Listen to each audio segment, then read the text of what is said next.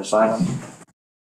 Pledge allegiance to the flag of the United States of America and to the republic for which it stands, one nation, under God, indivisible, with liberty and justice for all. I'm sure you all know that last week we lost a very one part of our community. Chris Lewis passed. So if we could have a moment of silence, please.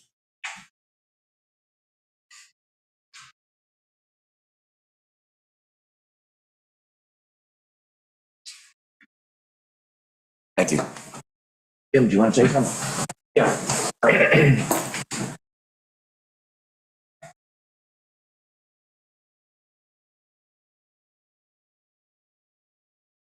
When I first got elected 20 some odd years ago, Chris and Ken invited me to their house, and kind of surprised because they were staunch Republicans and I was a Democratic candidate, but they welcomed me and said any way they can help, they would, and it meant a lot to me then, and it still means a lot to me. We lost two great women this past week, two really outstanding women. And I'm going to start by just saying something about Colette Rowe, because a lot of people, the paper won't come out, people don't know about it. And I'm going to move into Chris in a second. Colette Rowe is, our funeral mass is on Thursday morning, February 9th at 10:30 at Our Lady of the Isle Roman Catholic Church, burial following. So I just wanted that out. Her wake will be the day before, this Wednesday, tomorrow, from 2 to 4 and 7 to 9 at the Shelter Island Funeral Home. Now, as far as Chris is concerned, I don't use the word privilege often, but it was a privilege to serve with her. And she was just an outstanding lady. You know, somebody that commanded your respect, you know, as soon as you met her. And when I read what was posted online this week, you know, we've often gone back and forth with the reporter about different comments that they made, but I will tell you that Ambrose Clancy wrote a piece on Chris Lewis this week that was outstanding, and it shows the friendship and the respect that they have for one another. And I just wanted to, I also wanted to say that you know, in lieu of flowers, you know, Chris and the family had asked for donations, either the Shelter Island Presbyterian Church or to the Shelter Island Senior Center, which she was very, very close to in the Senior Center. She sat on the board of both. She did. And she, you know, and she served on the school board as well, you know, for quite a few years. Her service will be on Saturday, February 11th at 2 p.m. right here at the Shelter Island Presbyterian Church. Just a couple of things from, you know, I'm going to steal his words a little bit. She was 88 years old, you know, and lived a long life. But somehow or other, when Margaret walked in the house and told me about Chris Lewis, I actually screamed. I actually said, oh my God, no. You know, it just, and I think Ambrose says kind of the same thing. He was in shock, absolute shock when you hear it, because she was that kind of woman. She was so strong, this kind of person that at 88 years of age, when you saw her walking around town, you just never expected her to go that quickly, you know, and it was unfortunate. Served 12 years on the school board, and she also served, I think, 4 terms here on the town board. She was the deputy supervisor for 12 years.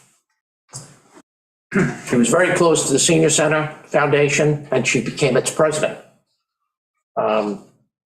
At town board meetings, she was the wise one in the midst of sometimes chaotic characters. And I sat here with, I was one of those probably characters that you talked about. One of the funny things she used to do is, you know, obviously being an Irishman, I love to speak, you know, and I talk a lot. Albert's sitting there, you can vouch to that. But Chris Lewis was, whatever she had to say was short, sweet, and to the point, and she got her point right across. For me, it takes 20 minutes. For her, it takes about 20 seconds. So she got this little timer, this egg timer, this 3-minute egg timer. And every time I started to speak, she'd flip the egg timer on the table.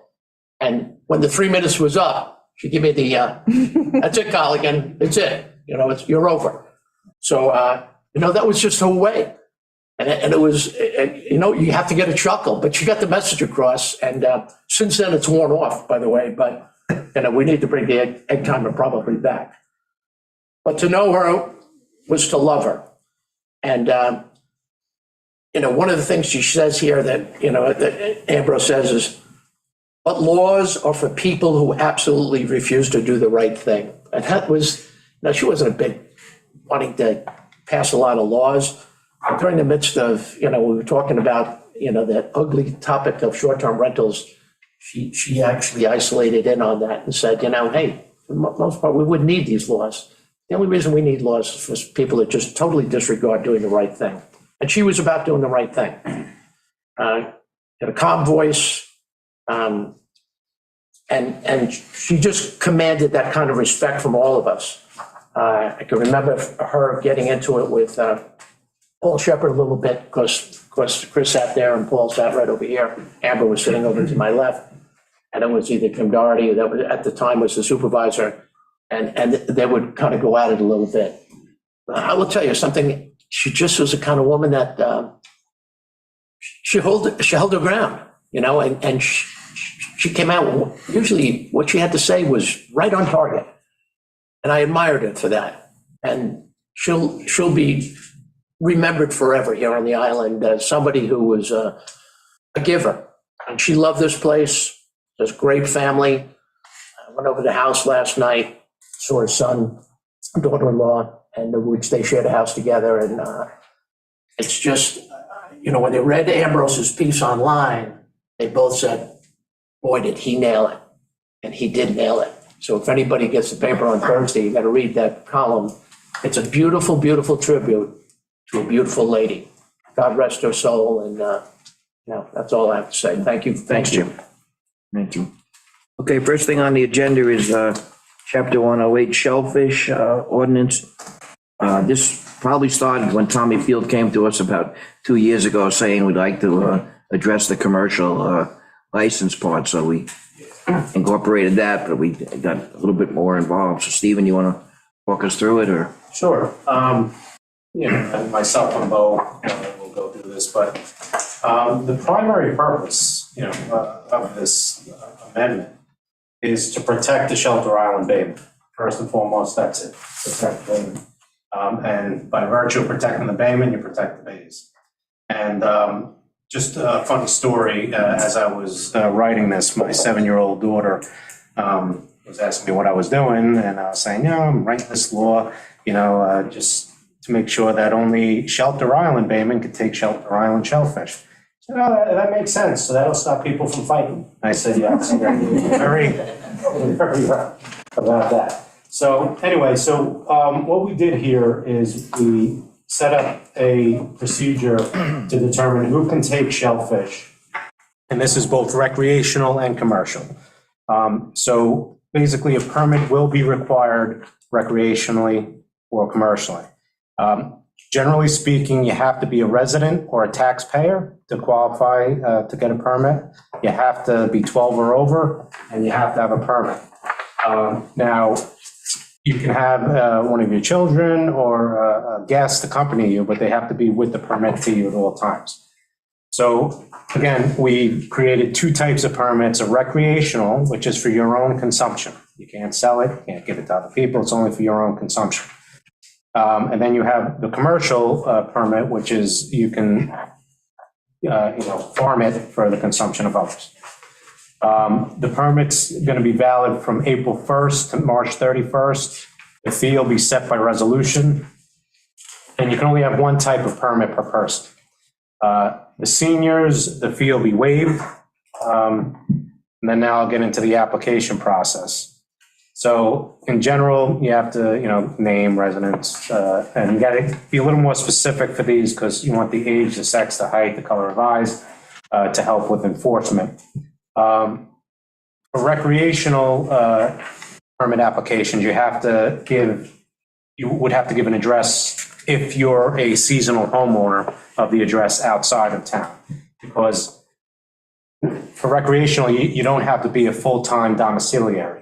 You can be a homeowner, a taxpayer. So if you're a taxpayer on this island, but you spend a lot of time in Florida, a lot of time in California, whatever, you're still entitled to have a recreational permit, but that's it. You're not entitled to a commercial. You must be a full-time domiciliary to be a commercial.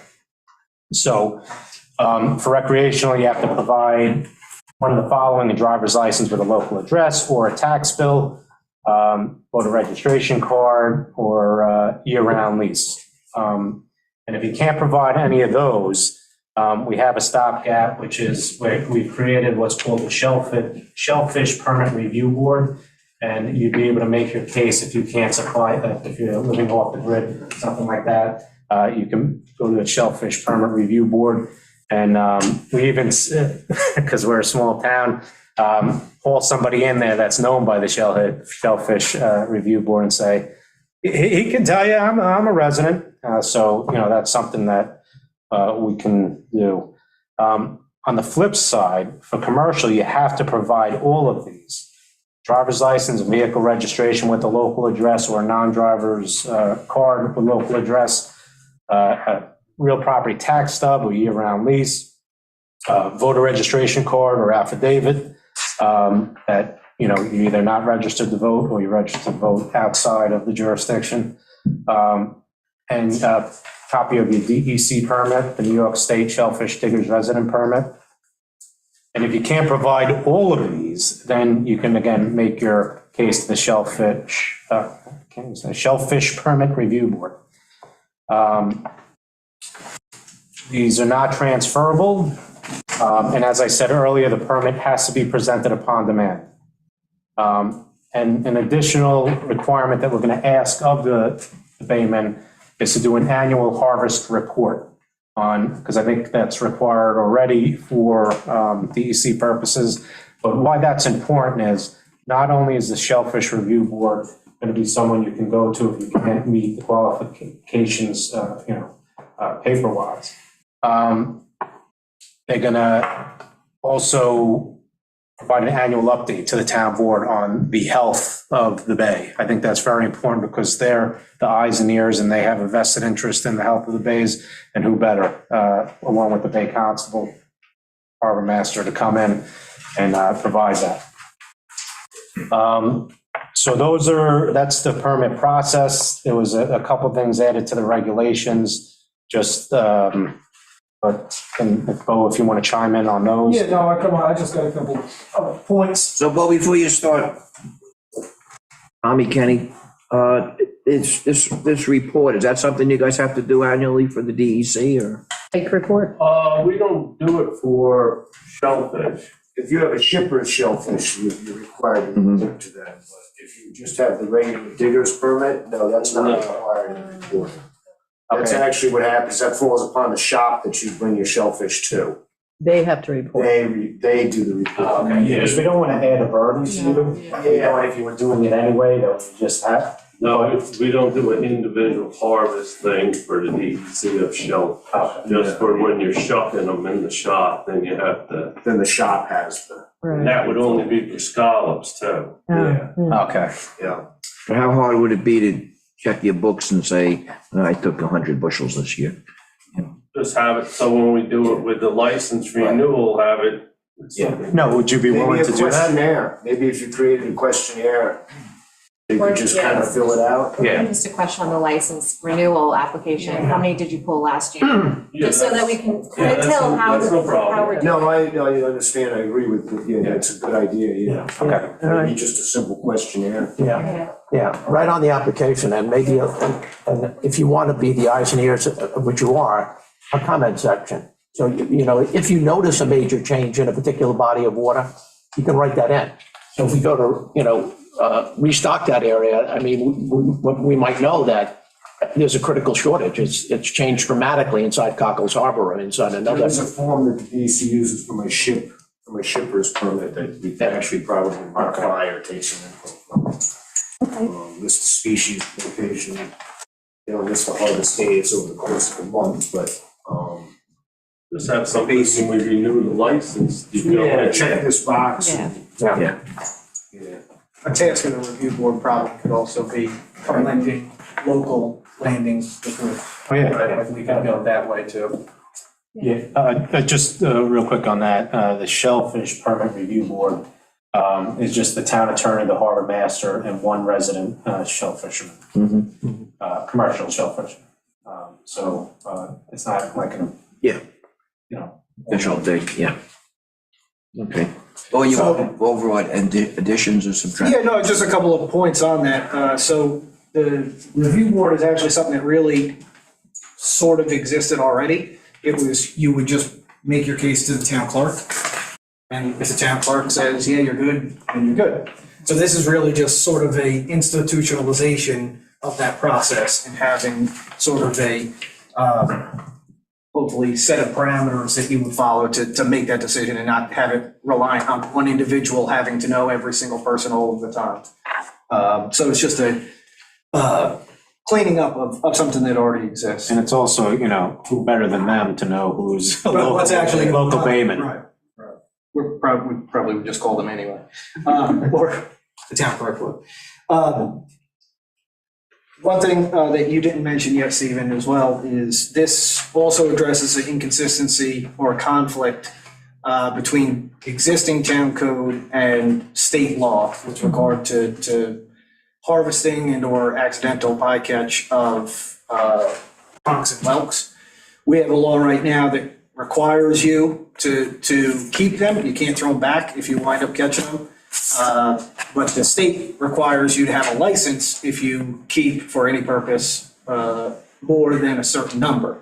So people could potentially find themselves in a situation where I throw this back and break town law, or I keep it and break state law. And that has actually been an issue. So we want to get rid of that and obviously have our rules be consistent with the state. So that's kind of an important thing.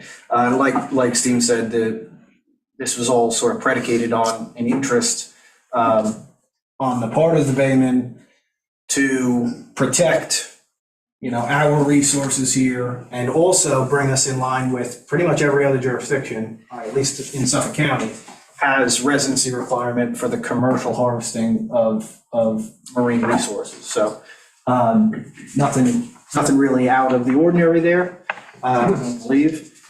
And then last but not least, also on there is an increase in penalties to try and, actually, it's potentially a fairly lucrative, depending on the season,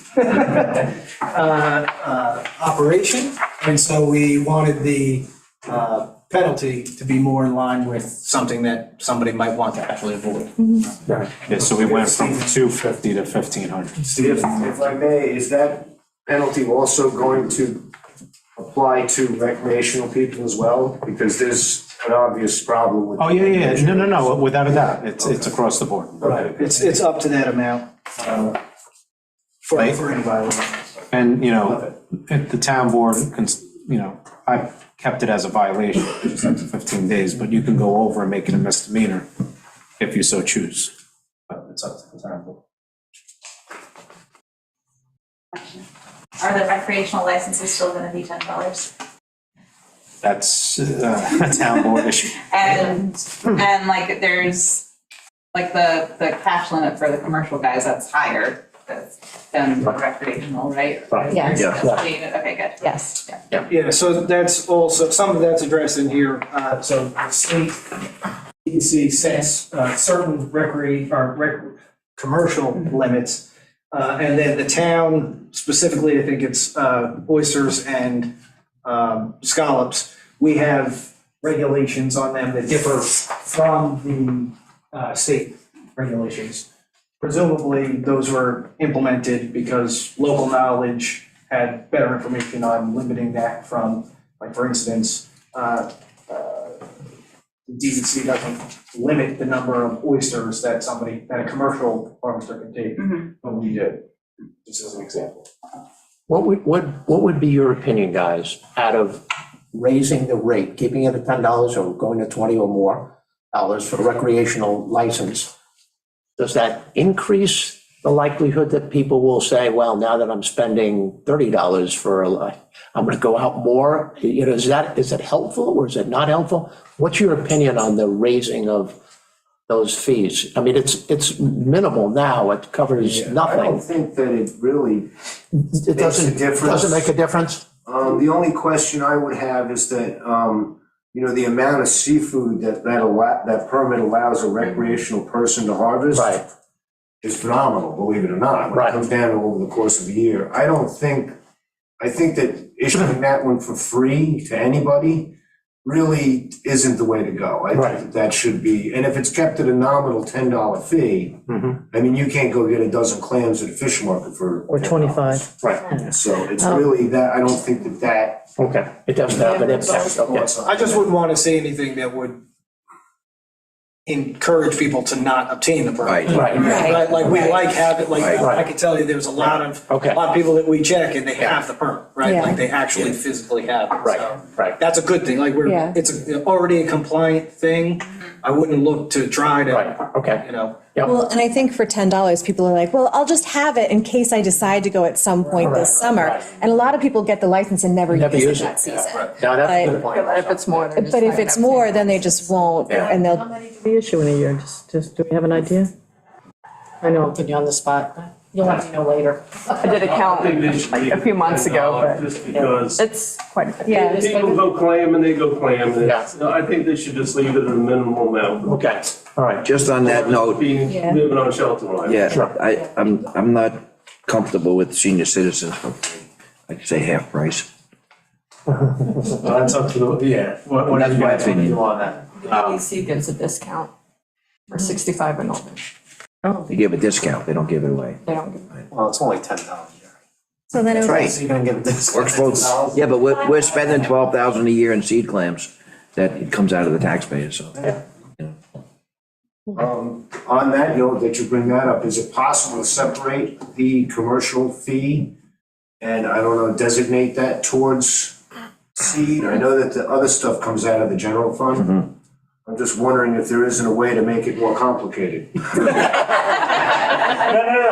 that's something the town, the town board does a separate resolution for fees and they can earmark it. Yeah, wait, that's, Tom, yeah. that would make, I think that would make us feel better about getting. Still be Yeah.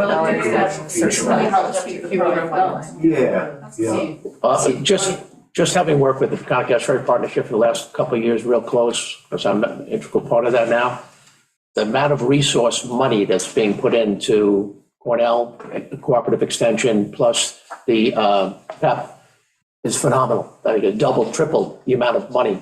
And of course, finding the causative effect on the scallop collapse, for 4 years. And you're aware of the fact that down at South Ferry, we now have a monitoring device that they've installed for nothing. It didn't cost us anything. It was on a grant that the PEP got for us, but it measures not only just tidal changes between extreme high tides and low tides, water temperature, which obviously is part of the equation, dissolved oxygen levels, all kinds of other data that are being collected right there at the ferry, that's going to the house right behind the South Ferry office, that's going up to a satellite, that's going to the USGS and being monitored, throughout. So there's a much greater emphasis on data collection inside all parts of the Peconic Estuary to figure out, and I think we pretty much know that it's been the perfect storm between the water temperatures, the dissolved oxygen, the predators that are in there, the parasites that have been introduced. You put it all together and it's the perfect storm. But scientists are now actually working, at Stony Brook, trying to come up with a different type of eelgrass that's more resistant to higher temperatures and things of that. Oysters, scallops that would be also. I think they've taken scallops from down in the Chesapeake Bay and further south that survive in much higher water temperatures and tried to introduce them up north just to see their survivability. So there's a lot of effort going into trying to bring it back. They haven't just raised their hand up and said, oh God, I guess scallops are out of the question now. No, they're working at trying to solve that piece, and a lot of effort, time and effort is going into that. So any kind of feedback that at any time you pick up stuff, I'd love to hear it from you, because I will definitely take it back. Anything that you feel is helpful, I will definitely take it right back to them and try to rectify, any situation you think. It's one thing when it was attacking just the adult scallops, But now these spawning areas are being impacted by the same problems. So the baby scallops are being impacted, now, which they weren't, a couple of years ago. So the problem is extensive, but they've done a lot of good things there. And they have a lot of projects that are going on inside the Peconics. There's 18 current projects, 16 of them are up and running right now, including the one at the South Ferry. But there's a whole scope of things that they're trying to accomplish by improving water quality inside the Peconics. There's not much you can do about water temperature, but there are other things that you can attack, inside that. And hopefully we'll come up with answers in the near future so that scallops will come back to the Peconics. Chris is flipping that time. Yeah. Hey, Bo, I have a question for you, and then I have one for Stephen. Yeah. Section 108-6D1. It shall be unlawful for any person or persons to take any seed oysters from the town lands without permission of the town board. Why would the town board give permission to take seed plants? Something that's already in the code, right? So, I mean, what would be the purpose, to move the seed plant? I would assume that it's probably for the purposes of propagating elsewhere, right? So we've already established, or the state establishes the size of clams that can be taken recreationally or commercially, it's the same size, but. Right. So in order for somebody, perhaps somebody like CCE or anybody for that matter, to say, hey, we've got a pretty good crop over in this area, we want to take them, that would be unlawful to begin with, unless it would be like sort of a special permit type of Right. thing that you all would Okay. issue to allow somebody to do something. Just seemed odd, okay. Then the other question I have, Also request for transfer from uncertified waters to certified waters. right. Right. Mhm. Stephen, the other question I have is for you, and this goes back to the issue we have all the time, is the definition of residence.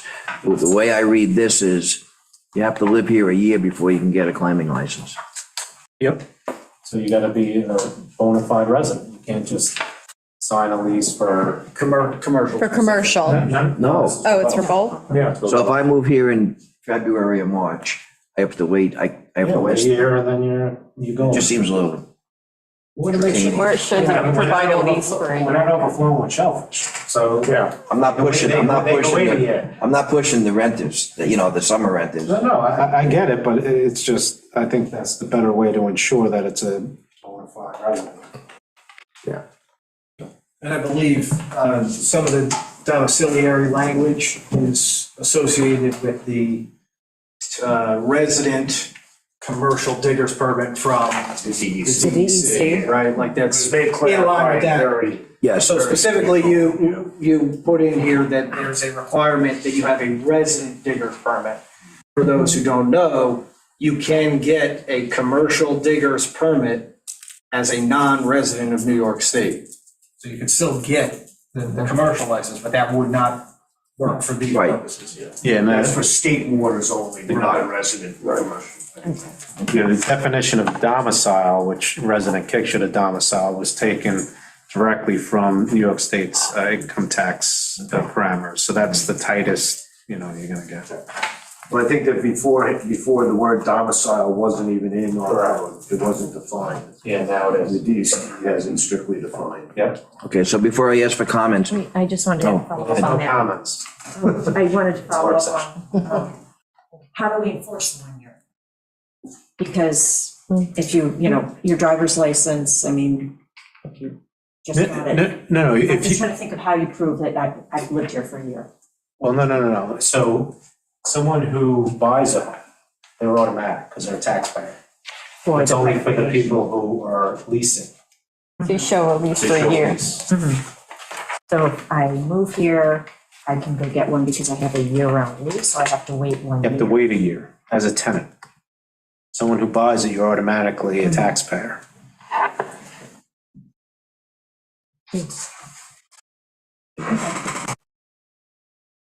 I could see including a production of a lease. A year-round, a year-long lease. Satisfy Not the day I moved Could here. satisfy that. It might be an in-between, right, where. No. It's not a- That could be, we can always tweak it. I was going on the more stricter side if the board wants to Yeah. that up a little. So again, just to, summarize, we did this because the initial request was for the commercial license, because people were taking advantage. We tried to tighten it up with, look at the whole ordinance. But to go back to the commercial, I'm sure you guys were aware, last summer in Southampton, there was a group that, a business that came from, I think Queens, and they were crabbing every night. And they were, really making a go of it. And there was no ordinance that said they couldn't do it. So it's one of the, just another nail in the coffin why we're doing this. The original intent, the original request, I know that would make things a lot more complicated. That's why we just went after this. But in the future, we need to address and perhaps add to this commercial license the fin fish and the food fish. Mhm. We know that we went after this right now because this was the easy way to get started on it. And in the future, we'd like to work towards incorporating the food fish and fin fish into this commercial license. But Tommy, most of what we do is inside waters. Would that be that, We significant? want to prevent somebody from coming in and setting eel pots. Right. To cover the food, the fish aspect of it as well. So that's future time. That's, that was part of the original problem. All right. Yeah, so when you start to see that trend, you need to just speak up and inform us, so we can, especially. Usually the Bay Constables do a pretty good job. I don't know what Butch did last time, but it worked.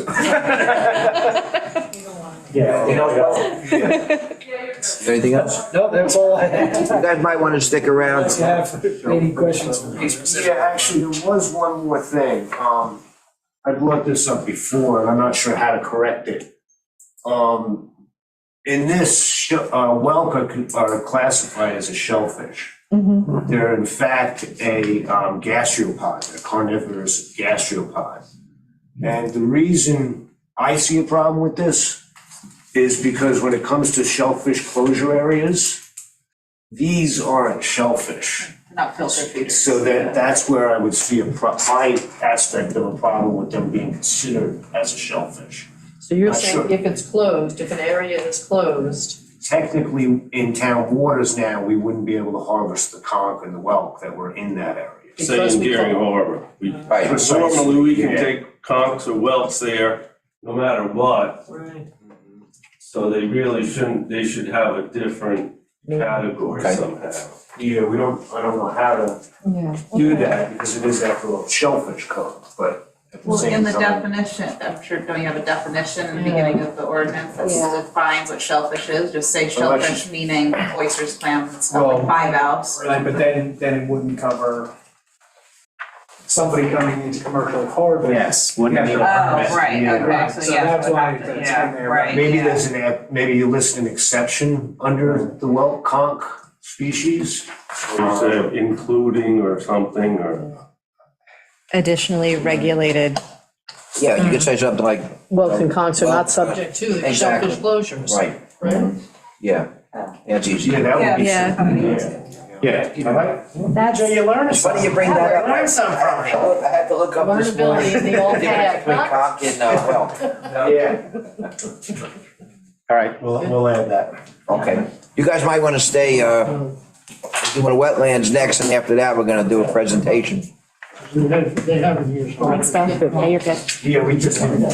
Yeah, figured it. Batteries always go dead at the wrong time. I got you back. Sometimes it's wrong time. All right, I didn't want to stay for the Cornell too. Cornell's also here too. so- yeah, they're going not next, but after Ian. Come on up, Ian. Okay, next is, chapter 129, wetlands. It's an update of the code, but it's also turning over the direction of the wetlands applications to the planning board. Usually the town board takes the recommendations of the CAC and the planning board and then just follows them. So we thought, How did it come about that it's not the CAC? How did we pick you? For instance, I mean, I'm just quite curious. I would presume it's because we have attorney and engineer, Mhm. civil engineer on our board. Yeah. And we have easy access to involving them in the reports. And you interact with the ACAC. We certainly do. We were still fully looking forward to their input, and they're going to send us the memos instead of you guys, and we process part of our review. Okay, Stephen, you want to? Yeah, so again, as you aptly noted, the primary purpose of this amendment is to delegate to the planning board the approval authority for wetlands permit applications. So I'm going to turn it over to Ian in a minute to go over some enhancements to the application process that he'd like to see done. But there are a couple other things that we cleaned up substantively, and that's there was an inconsistency between the table that allowed you to clear cut wetlands versus the administrative portion of the code that said you couldn't.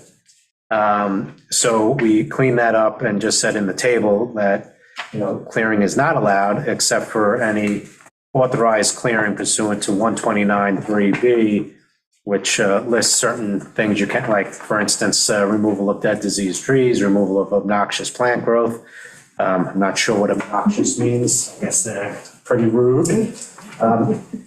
But yeah, so that's that. That's one thing we changed. And then we just sort of wanted to clarify the wetlands, new construction, 100 square foot exemption, making sure that it was cumulative. Like, so basically you had this rolling 100 square feet that you're always entitled to, whether it's a combination of old and new, but you get that 100 square feet, right? Is that how? It was actually, was written in as cumulative. Yeah, I used the word cumulative and then I just said rolling as an adjective. So it was something that was added to the code in 2007, even though the Wetlands Code was established in 2001. And it allowed a homeowner to put in a gazebo or a small deck area within the vegetative buffer or adjacent regulated area. And it was seen as the way the planning board always understood it was part of a total. You could get 100 square feet. And so maybe if you removed the gazebo and you wanted to put in a fire pit and patio, you had the ability to take away that 100 square feet and build 100 square feet more. Other entities were reviewing it differently, that you had a one-time use, you had a one-time chance to put in 30 square foot of AC equipment in the regulated area. But once you use that 30 square feet, you don't get to use the full 100 square feet. And that was clearly not the intention of the code. And so I'm really happy that this is being corrected and adjusted in this way. The planning board will take on the administrative review of that 100 square foot exemption. One of the building department's biggest issue was, since the law was adopted in 2007, they never kept a record of, that went back to 2001 even, of who put in something under that provision since the date of adoption of the Wetlands Code. And I think it's fairly easy to do, at least it was before the Suffolk County malware problem, because they had 2001 satellite imagery on there, and it was, we could go on and look and see, yeah, that existed in 2001, but it wasn't there in year 2000. And so it's going to be a little more difficult until either we get access to the 2001 satellite imagery on the town GIS, and maybe that's something we can add, or seeing the county come back up. But we will do our due diligence and try and process from that what developer find to appease the building department. And then likewise add a form for every application for the building department file, so they have a record. And before he gets into specifics on the application, this is a public service, particularly for applicants, because the time injected into this by having to have the planning board review and the CAC review and then come to us and then a public hearing, and then there's a lot of redundancy, and I think it'll be a more efficient process for the applicant to get, you know, a more streamlined review and quick review of his application. So I think this is important, and again, it doesn't waste administrative resources in that redundancy by having the town board, you know. I'm not saying you guys rubber stamps, but, you know, you deferred a lot to, because they did a very thorough and detailed report, the planning board, and then also the CAC, so it seems it's best practice to keep it with the planning board. And hopefully that alleviates your schedule too, also. Your lips. One thing we wanted to add in the code was that right now it says a survey must be submitted for every application, but there are architects, landscape architects, engineers who have the authority to sign and certify plans. And we added that their work had to be based on environmentalists flagging and a surveyor actual picking that up. So it can't be just something that is random. It had to be something that's been developed within the last 5 years, and then the design professional could overlay details on that. And that would be an acceptable form for us to bring in. We'd also asked that the design professional detail any kind of plantings, vegetative buffers, existing proposed areas of plantings on the plan. And then at the applicant's expense, once they're done, bring in a town environmentalist to certify or acknowledge that they installed and planted what they were supposed to do. And not just assume, because the planning board doesn't have, and the building department does not have expertise in planting materials. We may have a little bit of knowledge, but we're not versed in the specific materials. And that way we have someone lined up. And I did get a proposal from an environmentalist who's willing to help us out on a kind of basis. There were some sightings. The previous code or the current code requires a $500,000 insurance certification from the applicants. We don't understand why that's needed. We checked with the town insurance provider. They don't require it. So we're suggesting that cost be removed. Doesn't seem to make sense to have someone named the town's additionally insured when it's not required by the town insurance provider.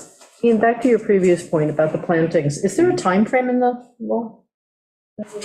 Like, so you promise to put in plants, you have to do it within a year, within 5 years? 2 years. 2 years, okay. Then you can ask for it another year. Well, yes, the work has to be substantially started within 2 years. Otherwise, the permit's void, and the permit shall be valid for a period of 2 years from the date of issuance. Okay. And then if you're not done with the work, again, it's for another year. Ian, I had highlighted the proof of insurance in force and the certificate of insurance. I mean, I'm just more comfortable that we have extra coverage because everything is litigious today. And, you know, the companies, our insurance company is going to say, yeah, you have it, but then when we go to collect it, sometimes they say, well, you're not really covered for that. So I don't see what the big deal is, it being a cosign on, but, you know. We could certainly keep it in. I mean, we're certainly going to follow the planning board's lead. Again, we advise that other towns don't do this, and that the town underwriter. So I know we do it with dock permits. Yes, yeah, we do. Yeah, and again, we don't know where that comes from. I don't know where it originally based, and It's better be safe than sorry. it's belt and suspenders, I guess. I mean, but I'm not sure on my own level and the planning board's level. I'm not sure that is understood. Okay. While we're on that topic, Amber, that was added in 2006. Could you go back and pull on the minutes from when it was added, public hearing? Just so that way, hopefully there's some sort of discussion. Yeah, some reason, some logic. It's local law 11, 2006. What else you got, Ian? Another part of this was, you were allowed to build, something under 100 square feet without a permit. But the moment you went to go demolish something, no matter what size, you needed a permit. And we've been up against this in many applications in the past with the homeowners doing the right thing by wanting to remove everything out of the wetlands. And we feel like that should be, that no permit should be removed. Wetlands permit should be involved to remove something from the wetlands. A building department demolition permit may still be required. And then that way there's security of insurances of the building department requesting silt fencing or protections. But this would not be a burden on a homeowner to remove items out of the regulated area. If they are going into being forced to put in an application to remove some minor element in the regulated area, they may say, well, then it makes sense, I have to go through this already, tack on some additional items. And then that would be. The purpose behind this is that, because a lot of times when you're demoing, going into the wetlands area further and disrupting, there could be a wetlands buffer or something that you're going into to get the machinery. So other municipalities do require this, and like you brought up the silt fence and hay bales, just to ensure that any construction in connection with the demo, but they do it via a more streamlined process, like an administrative wetlands permit process. So I agree, maybe we should take it out now, but then in the future, think about an administrative, once you get your feet under yourselves, come up with maybe an administrative wetlands application and procedure for things like that, just so we can have the oversight to make sure that there's no negative impact to the wetlands in the demo. I would say rather than take it out, let's look to streamline the process. Or, requiring the building department issue the demo permit, but then with that, do they have the authority to tack on that you need silt But fencing? it's my understanding you only need a demo permit if the structure has a CO or whatever. If you don't have a CO. Demo permit, so Gotcha. that doesn't exist. So if it's like a gazebo out in the middle that's been there since the Correct. 60s and you want to take it down, Or a it's shed falling that's been there down, for yeah. Technically, even with a shed, you're supposed to have a permit. I understand, unless it's under 100. Yeah, that's, no, but I'm saying like pre-existing non-conforming structures that don't have anything. Right. Makes sense. But we're really talking about fairly small Yeah. structures. If your house was pre-existing non-conforming, you still would need a demolition permit to remove that. Oh, yeah, definitely. This is more for like sheds, gazebos, fire pits, And then when you patios, demolish something like playgrounds. that, The damage you do is very minimal.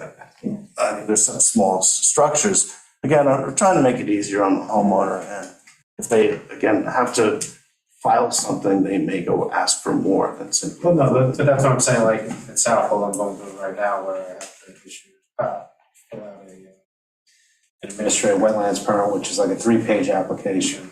You don't have to ask for a lot, they get their insurance and there's a quick turnaround, so you don't have to go through a public hearing. It's just, put onto it, just an agenda, they go through it, they issue it, just so there's some oversight. Again, it's up to the board whether you want that or not want that.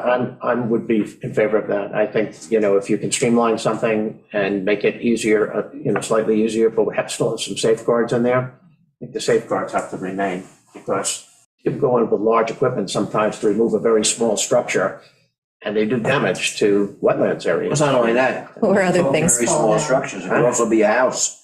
That's, We can an do old a house. wetlands demolition permit and make it separate. Yeah, I think we Well, to just demolish a house, a building permit. Yeah. would simplify it, but we still have those Yeah, but safeguards. again, if it was pre-existing non-conforming, so close to, it might not know that it exists to get a demo permit for, because it's not. So then a survey is still needed, and all the wetlands components are still needed, and just something to think about. Yep. Yeah, no, I totally agree. Like for what you're talking about, it makes no sense to make them go through the whole dog and pony show. But for other structures, it does.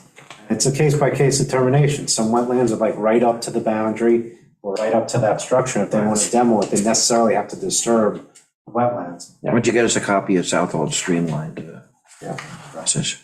It's more like policy, so I wouldn't, but I'll do some research and to find a proper one.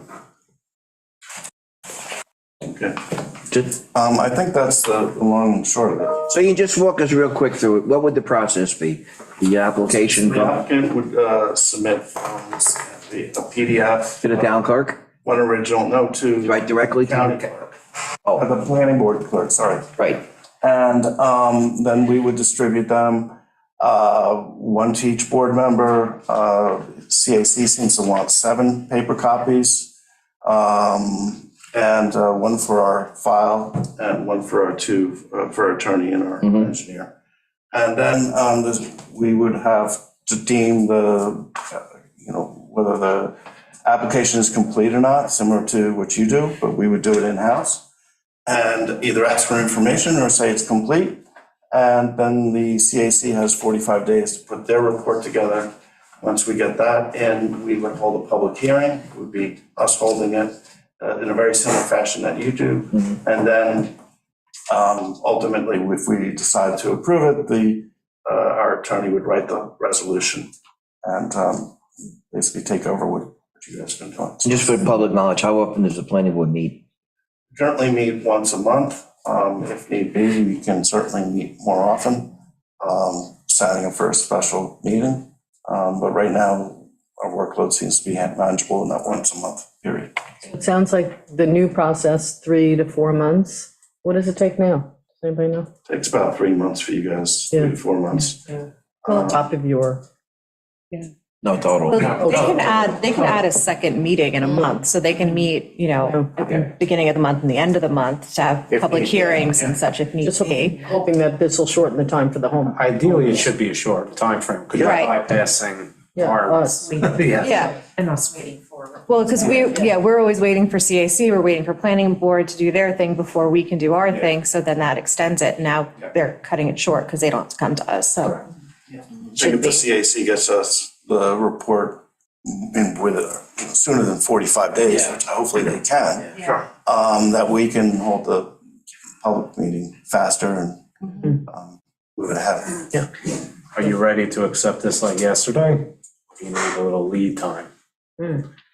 I think generally we're ready to accept it when the town board's ready to give it to us. They're kind of doing the light version, We're doing a light version of it right now. Now, yeah. And so I think for us, we don't have to write those extensive reports that do take 4 or 5 hours each one. We would just be, similar as we're doing now, assign the one application to 2 members. They would visit the site, they would put together their findings, and that would be discussed instead of a written report, which then would get translated into the resolution. Right. I don't know if this is a Stephen or an Ian question, 129-4, permit procedure, A2, language regarding secret is stricken. So I just wanted to understand. Yeah, because these are type 2 actions, it's silly to ask for an EAF when it's a type 2. And that was a recommendation of Pat Baldwin.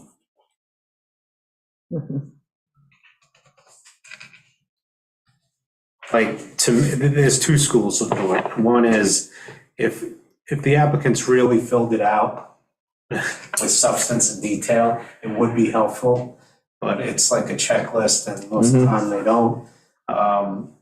Like, to me, I don't think it's the worst thing to include in there.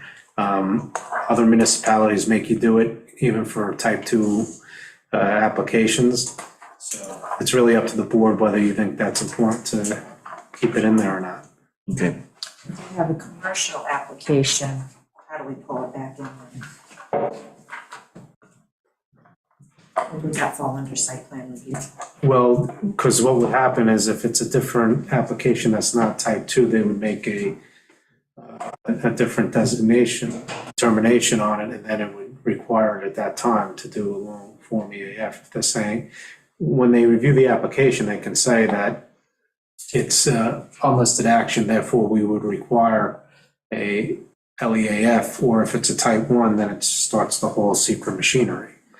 So this is being so proactive for 99% of the cases where it's not warranted. But again, I personally think that it is helpful to some degree.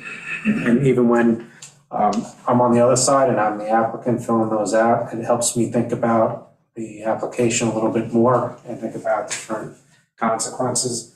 And it could help, the board. So it's, as Ian said earlier, belts and suspenders. And I think this may be an area you want to have suspenders and a belt. I mean, I've seen a lot of the forms come out, and a lot of what we get aren't, the applicant does not start with the DEC's mapper. Right, they're wrong. They're filled out And then they're wrong, which filled is out very wrong. frustrating. They don't designate half the Yeah. things that are in danger. Right. And then the brief synopsis, or you get more out of the actual wetlands application than the secret form. And again, we were advised by our attorney that it's not really needed for these applications, one level of additional paperwork.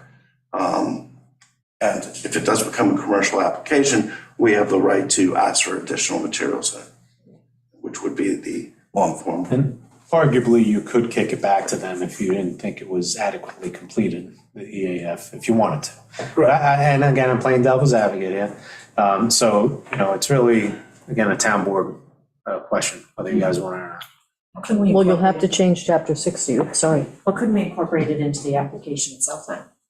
Like, if Well, you're saying it this- provides useful information, that's cool. Put that into. No, but I think it's, because the form's already there and already generated. So if you feel it's necessary information that the applicant should provide, just keep it there. But again, from my experience,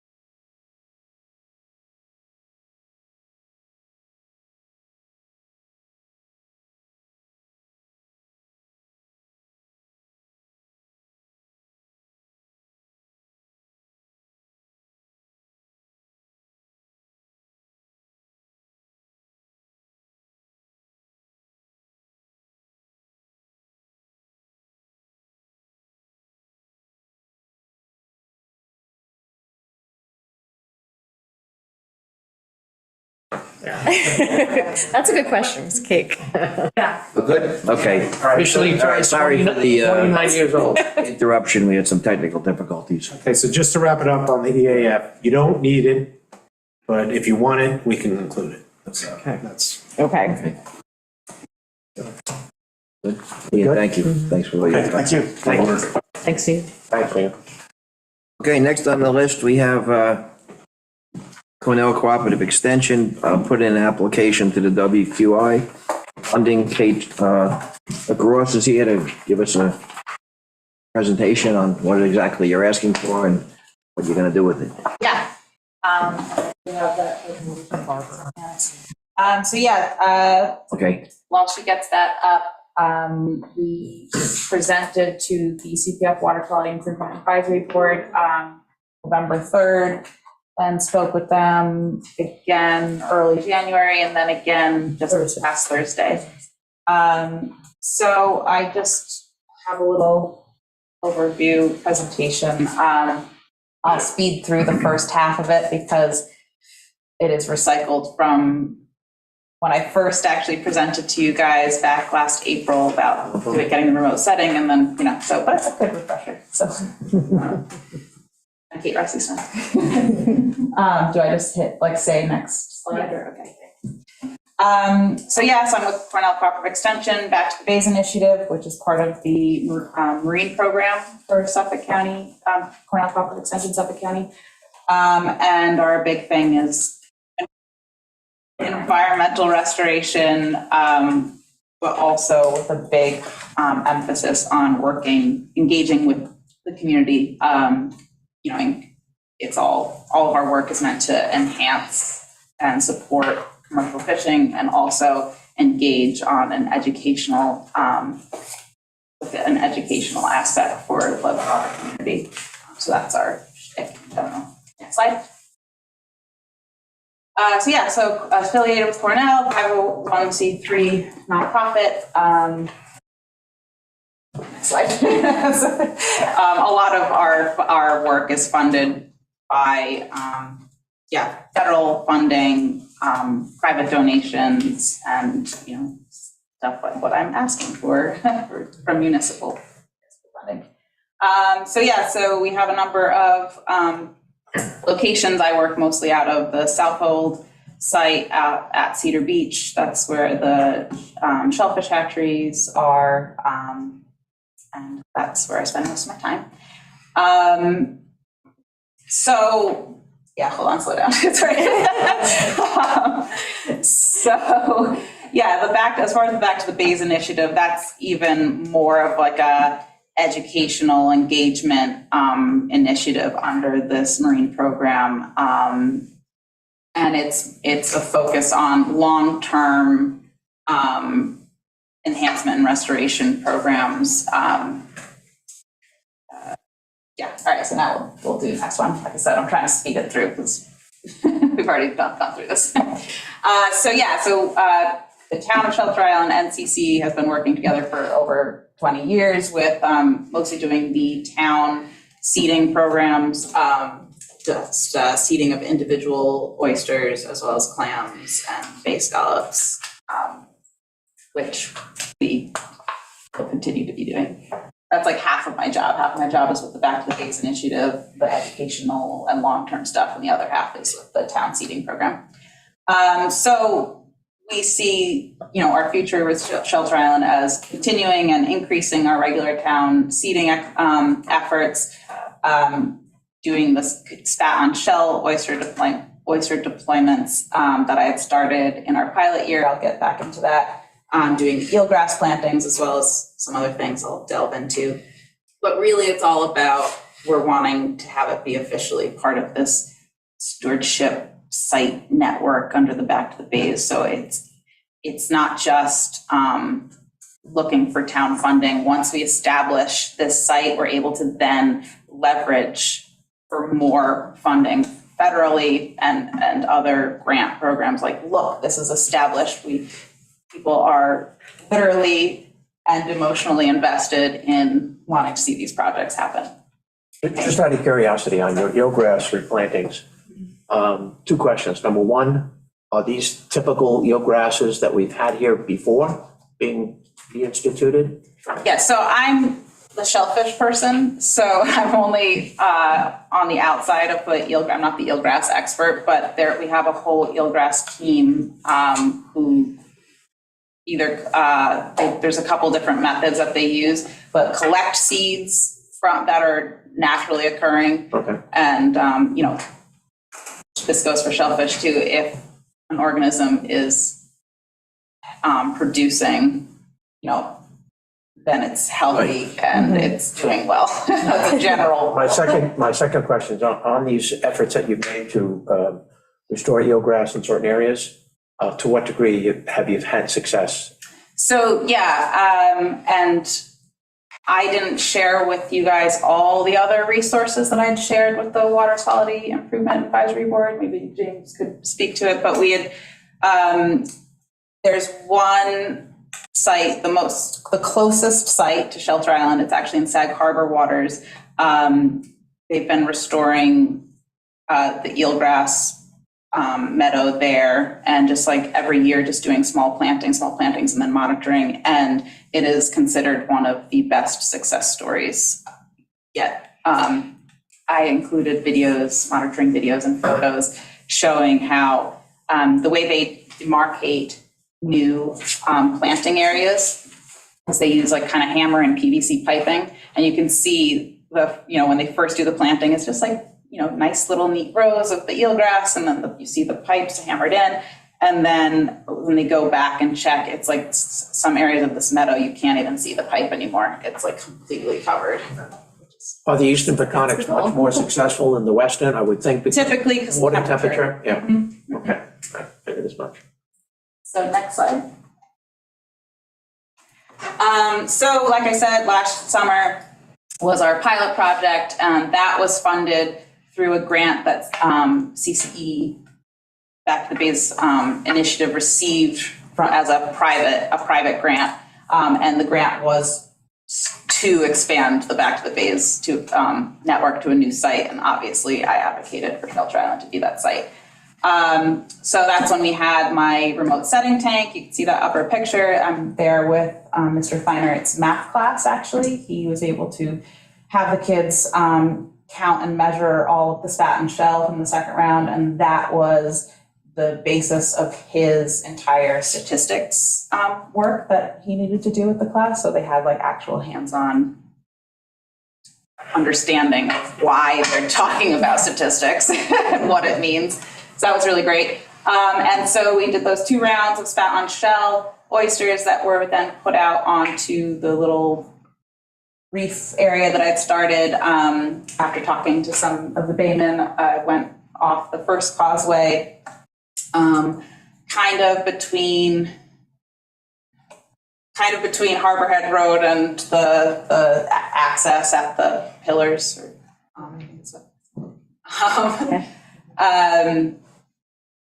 And I haven't done monitoring yet because it's been way too cold, but I plan on doing monitoring early May, getting in there and seeing if that is in fact like a good successful site for my oyster reef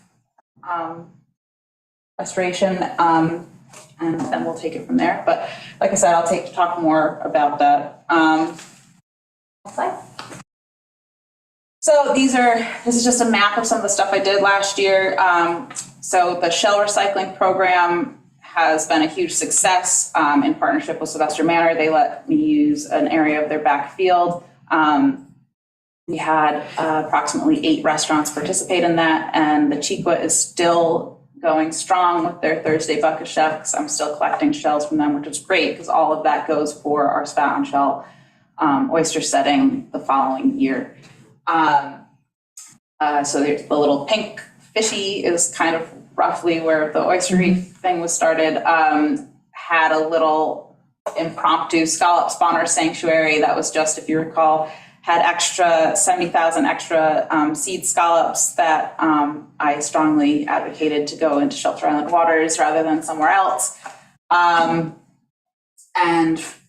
for now, after talking to you, Tom, I've I've already talked to some of my colleagues about fixing the way I've marked it off as opposed to my scavenged cinder block buoy markings that I literally just like found in the woods and like grabbed them. But yeah, next year I'm gonna get some, small mushroom anchors, I think is gonna probably be the best way to go, but I can talk to like. Just know that Mr. over the Nito. years, they disappear, we get wrapped up in them in our dredges. Yeah, so we can keep the conversation going too about what might be the best environmentally and financially for us. So yeah, I'm gonna do some monitoring on that area as well, see how those scallops did. Where is that in the same location? So you'll see the little orange kind of sunrise. I tried. Scallopy? Yeah, I tried going with that. It's in the marina. Oh, I see. It's like zoomed out. Yeah, it's not great, but it's kind of just in that shallow sand flat, but I went just off of there a little closer, so I guess further south, where it starts getting a little bit deeper. That's where I put them. And then I also was able to throw a couple temperature monitors in Gardner's Creek, as well as that first, I call it the swimming hole, because that's where my kid likes to swim, at Crab Creek, that first deep thing. Just because I noticed you got some cold groundwater coming in, which eelgrass actually does like, despite overall warming temperatures. If there's groundwater entering, the rhizomes really like that. Yeah. And then the little blue waves is where I had my remote setting tank at Dickerson Creek. And the yellow star in South Pole, that's right now. All right, so next slide. So what am I proposing?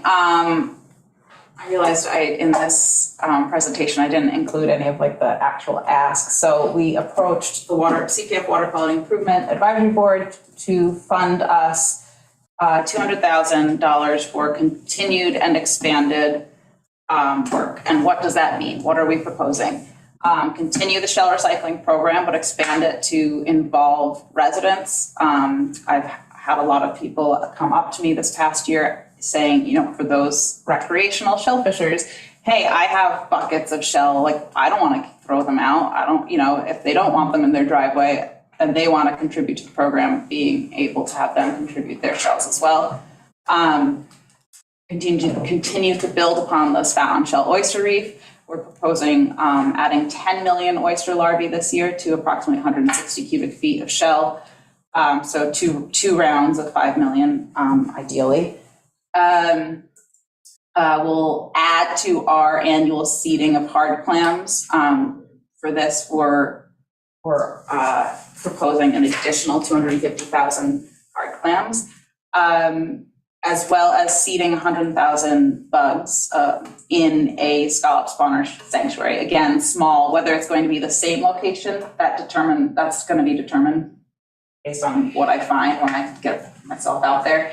But when I had first started talking about this, when we had those extra 70,000 last summer, Sawyer Clark said that he thought maybe one other good spot might be on the inside of Taylor's Island.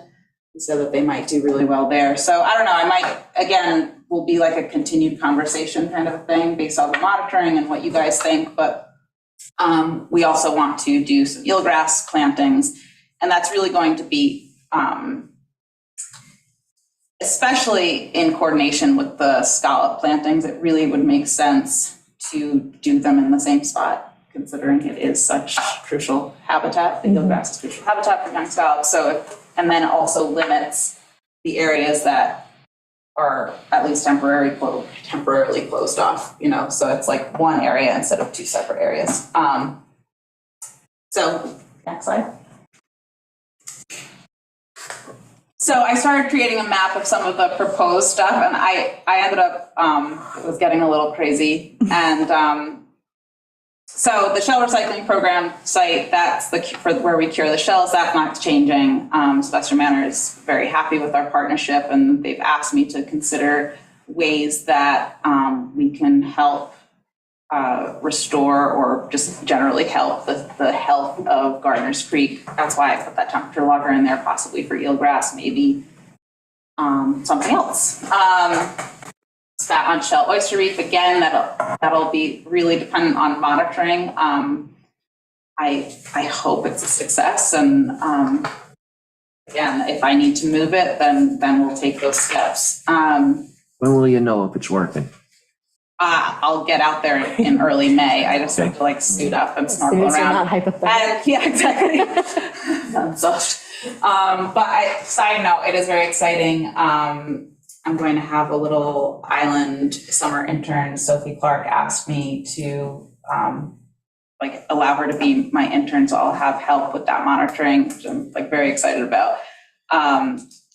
She's seriously considering marine bio and is interested in shellfish work. So she'll be out there with me, hopefully. And so, yeah, like I said, the orange, it's kind of overlap with the more green is like, yeah, is this an area where we could do scallop and eelgrass area plantings? Or again, the map, when you have to zoom out, it's not great, but on the inside of Taylor's Island, possibly. And then again, once come May, I'll get those other temperature loggers and we can see if like maybe we can also put eelgrass there. It's all going to be determined if, you know, and I had the conversation we had about how really what would be helpful for the Bayman is to have a list of precise locations and a schedule of when these activities are happening. I was going to do that and I realized like none of this is set and it really doesn't make sense to create a schedule and exact locations until the monitoring happens. So I think maybe if like in early June I came back with my list, we're like, all right, this is what the eelgrass team found, like it's not gonna work here, it's gonna work there, you know, that kind of thing. And then we can have like specific locations of like what we're hoping to do. Something to consider, we have healthy eelgrass Yeah. meadows and cockles. Yeah, We do not in West Neck.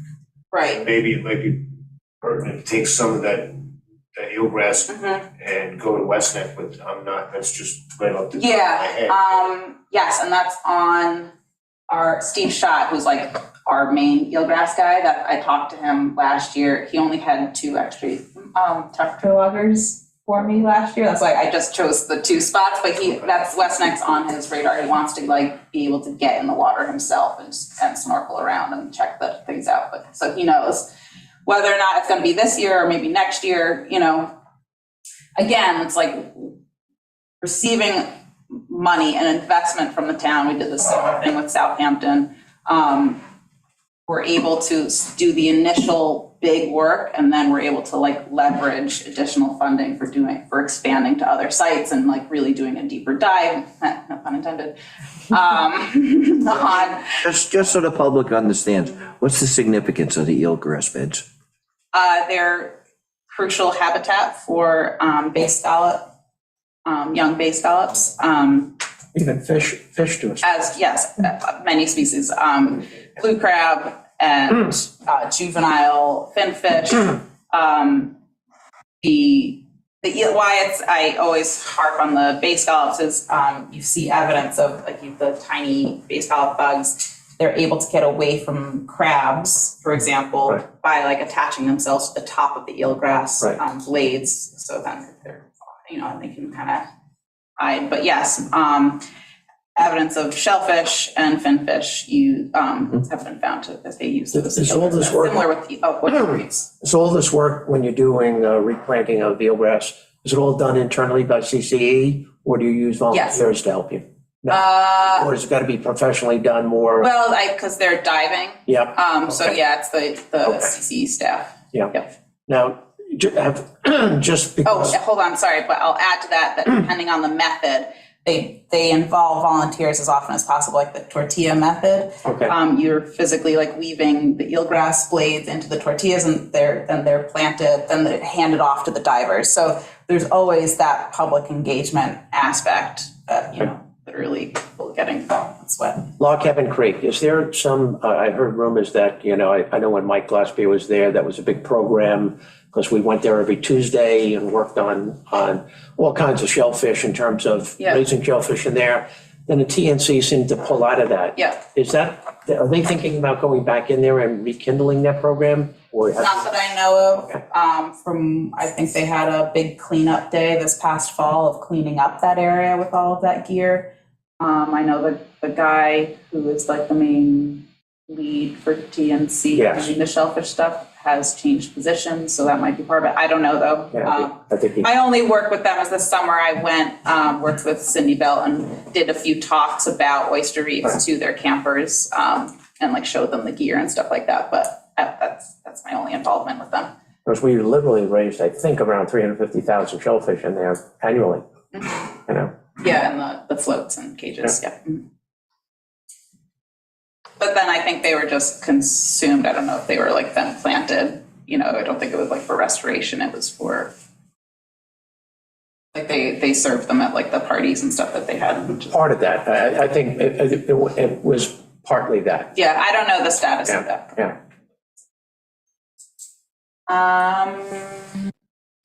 Where was I? I guess that's it for that slide. So project benefits, they're all these shellfish bivalve species are filter feeders, help clean the water.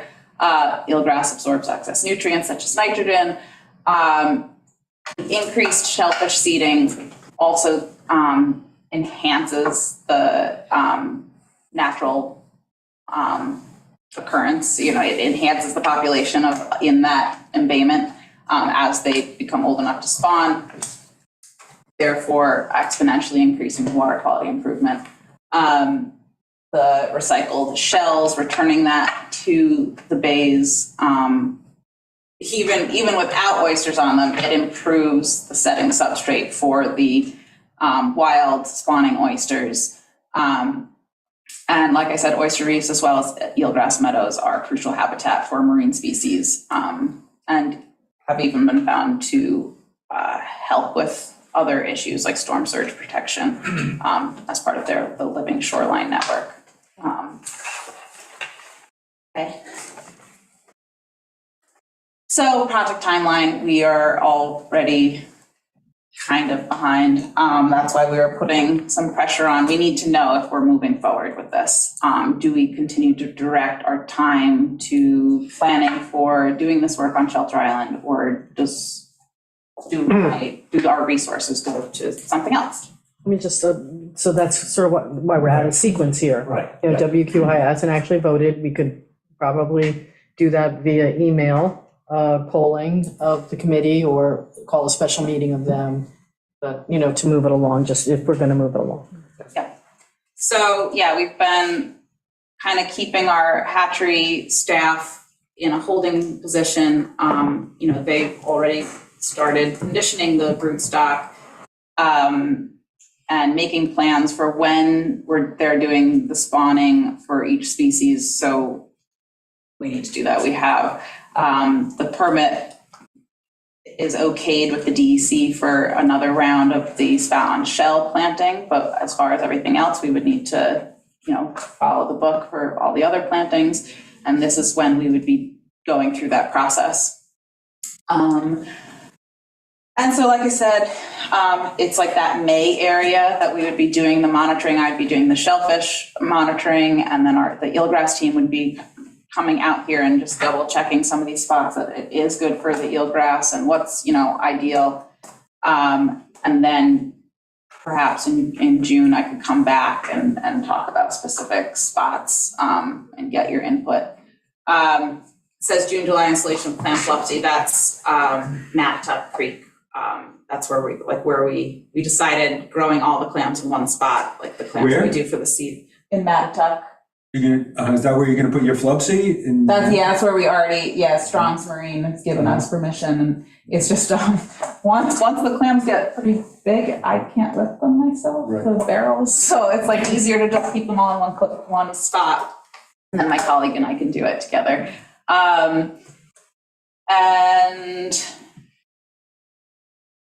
And then in the fall is when we do like the Marine Meadows, the eelgrass workshops, which is a great opportunity for further engagement with the school. And Kate, just a note, just for the guys that are here, with the last PEP meeting I went to, I specifically asked Joyce, who's in charge of the PEP there, why are you taking these efforts to reseed when the perfect storm still exists? Is it doomed to failure? And her explanation of that was twofold. Number one was the history of the Peconics have had highs and lows with shellfish in the past. Nothing this severe, but they have had experience, and you guys are far more expert in this than I would ever be. The history has had some highs and lows in terms of things that have happened to shellfish, and they've come back through reseeding efforts. So they don't want to give up, so to speak, and just abandon the idea of not doing this. The second thing was, by reseeding too, the research is allowed to continue to find out more of the causative effects of why these things are happening. So the scientists are urging them to also reseed because they need that information to make the kind of judgments of how do you move forward. Is it a hopeless case, or do you in fact go south, introduce new types of seagrasses north that survive warmer temperatures? Same with shellfish. The shellfish that survive very well in 80-degree temperatures, down south. Well, 80-degree temperatures for shellfish up here just don't work because our bay scallops are uniquely different than the bay scallops that they have, 300 miles to our south in their waters. That was her explanation. I don't know if anybody, if that makes sense, but that was her explanation back.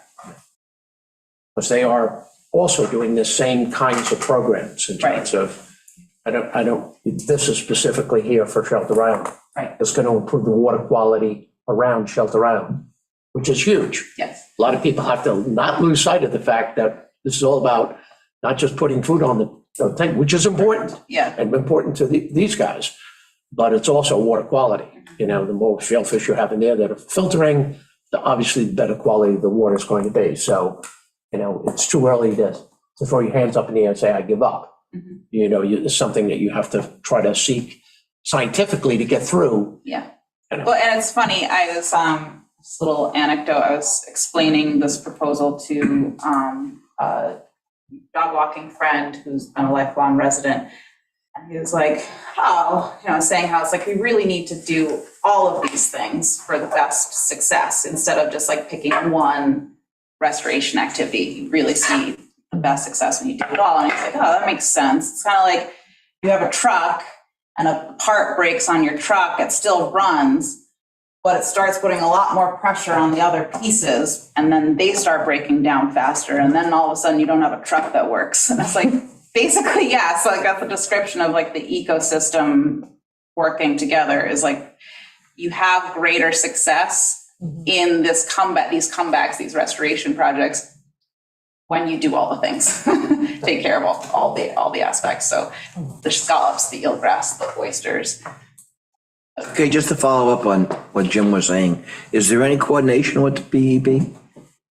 Yeah, so that has come up, and typically, I'll be clear, we were surprised, CC was surprised when we found out that there was some other possible work happening that was similar, and we still haven't received any details on what is involved with that, because typically PPP, Peconic Estuary Partnership, is a collection of representatives from East End, Peconic Bay area, environmental organizations or whatever, and everyone offers feedback as to what projects are important, what should be prioritized, who might have access to certain funding to do these projects or other resources to execute these projects.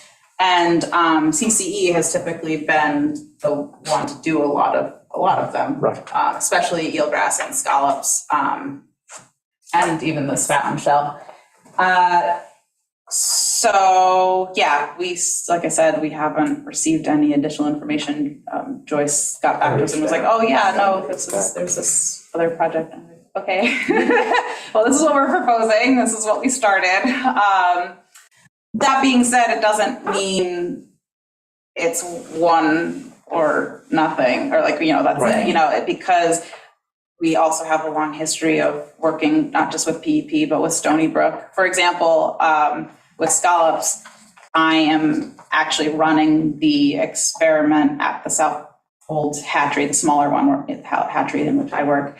I'm running the scallop experiment for Bassem Alam, who is the Stony Brook professor who discovered that there's this parasite, this other stressor. So we work together, so that's why I was like, wait. That new relationship between the Peconic Estuary Partnership and Stony Brook is fairly new. They used to work with that New England group. Mm-hmm. And I think the marriage now between the PEP and the Stony Brook, because they're very interested in Long Island waters, is kind of exciting. I think they're going to put more resources here because they're more directly involved with the East End. Mm-hmm. So I see that as a positive. Yeah. Kate, the only other thing I would ask is, this is a very big ask for the WQI, is a breakdown on how, where the funding's going. Yeah, so we supplied all of that to the advisory board. Yes, there you go. Yeah, it's fairly thorough, and I believe it might even be on the website for that committee. I don't know, but if not, I can share all of that with the full town board myself. And I'll just note that I noted it last time because it had come up, is when you do look at the budget, a significant amount says that it goes towards salary, and that's a little, catches people off guard. And I want to make it clear that almost all of the materials that we're working with are things that we have to grow. Mm-hmm. Like, we don't buy any of this stuff. Our staff is growing the algae to feed the adult shellfish and also the larvae. Once we spawn them, and we take care of the larvae until they're old enough to be moved out to the field, and we take take the field side to move them back to the CETA. It's a lot of hours, a lot of annual labor that we put in. So that's why it goes to staff as opposed to. But just, I haven't seen it yet.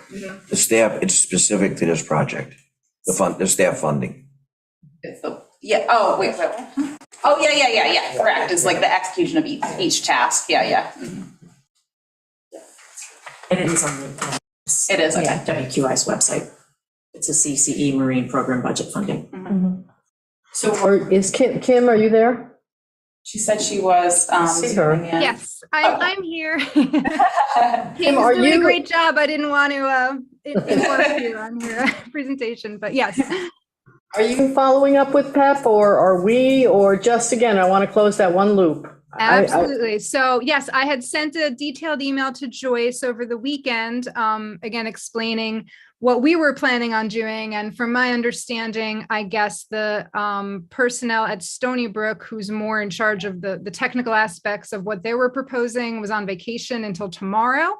So we're hoping to have more feedback as soon as she's back in town. And furthermore, I believe Joyce is actually meeting with my executive director, Vanessa, this afternoon to kind of talk about more overarching, coordination situations too, because as I think Jim mentioned, the Stony Brook partnership is kind of new, and what that means for us and not with a lot of this stuff is obviously we don't want to be caught off guard and we don't want to catch them off guard. So I think moving forward, we'll be more coordinated with our efforts. But in this typical situation, we were a little bit blindsided by the fact they had something going on there, but we're getting it all taken care of. And I'm confident if the plan still is to revisit this next Tuesday, we should have even more information at that time that could help with the situation. Okay. Great. And I'll just add actually one note that I forgot to really highlight, even though I kind of implied it, is, I'm a resident here. So it's like being a CC employee and also living here, like I kind of see myself as a resource as well. Like, it's not just the water quality benefits, but, knowing the teachers and being able to be like, hey, what can I offer you for your students? Mm-hmm. And being able to just like call you up. And Tom is, for example, also like given me like really good feedback on some of the areas where we've seeded, and he's, helping us out with supplying some brood stock so we can get like better genetic, supplies for, so it's like I have relationship here. I'm always available. Go to the next slide. I even list my cell phone number. I like the fact that you're cultivating that with Sophie Clark as an intern. Yeah, So some of our best interns have worked for our town engineer, and they have moved on to Yeah. great heights. Yeah. So opportunities for students that go to school here on the island to be able to get involved in opportunity like this and open up doors for them for the future on their way to college, thinking about a possible major. That's something that's pretty exciting. Yeah, it really is. Okay, do you have a drop dead date? I mean, it would be nice to be able to know if we're moving forward by the end of the month. I don't know, Kim, do you have any insights on that? Yeah, I just got an email from our hatchery manager, and yeah, we really need to start getting the production schedule ironed out in terms of spawns and quantity of shellfish needed and whatnot for all of our projects. So yeah, I mean, the sooner the better, just for those planning purposes, to make sure we don't miss our window to actually be able to do this year.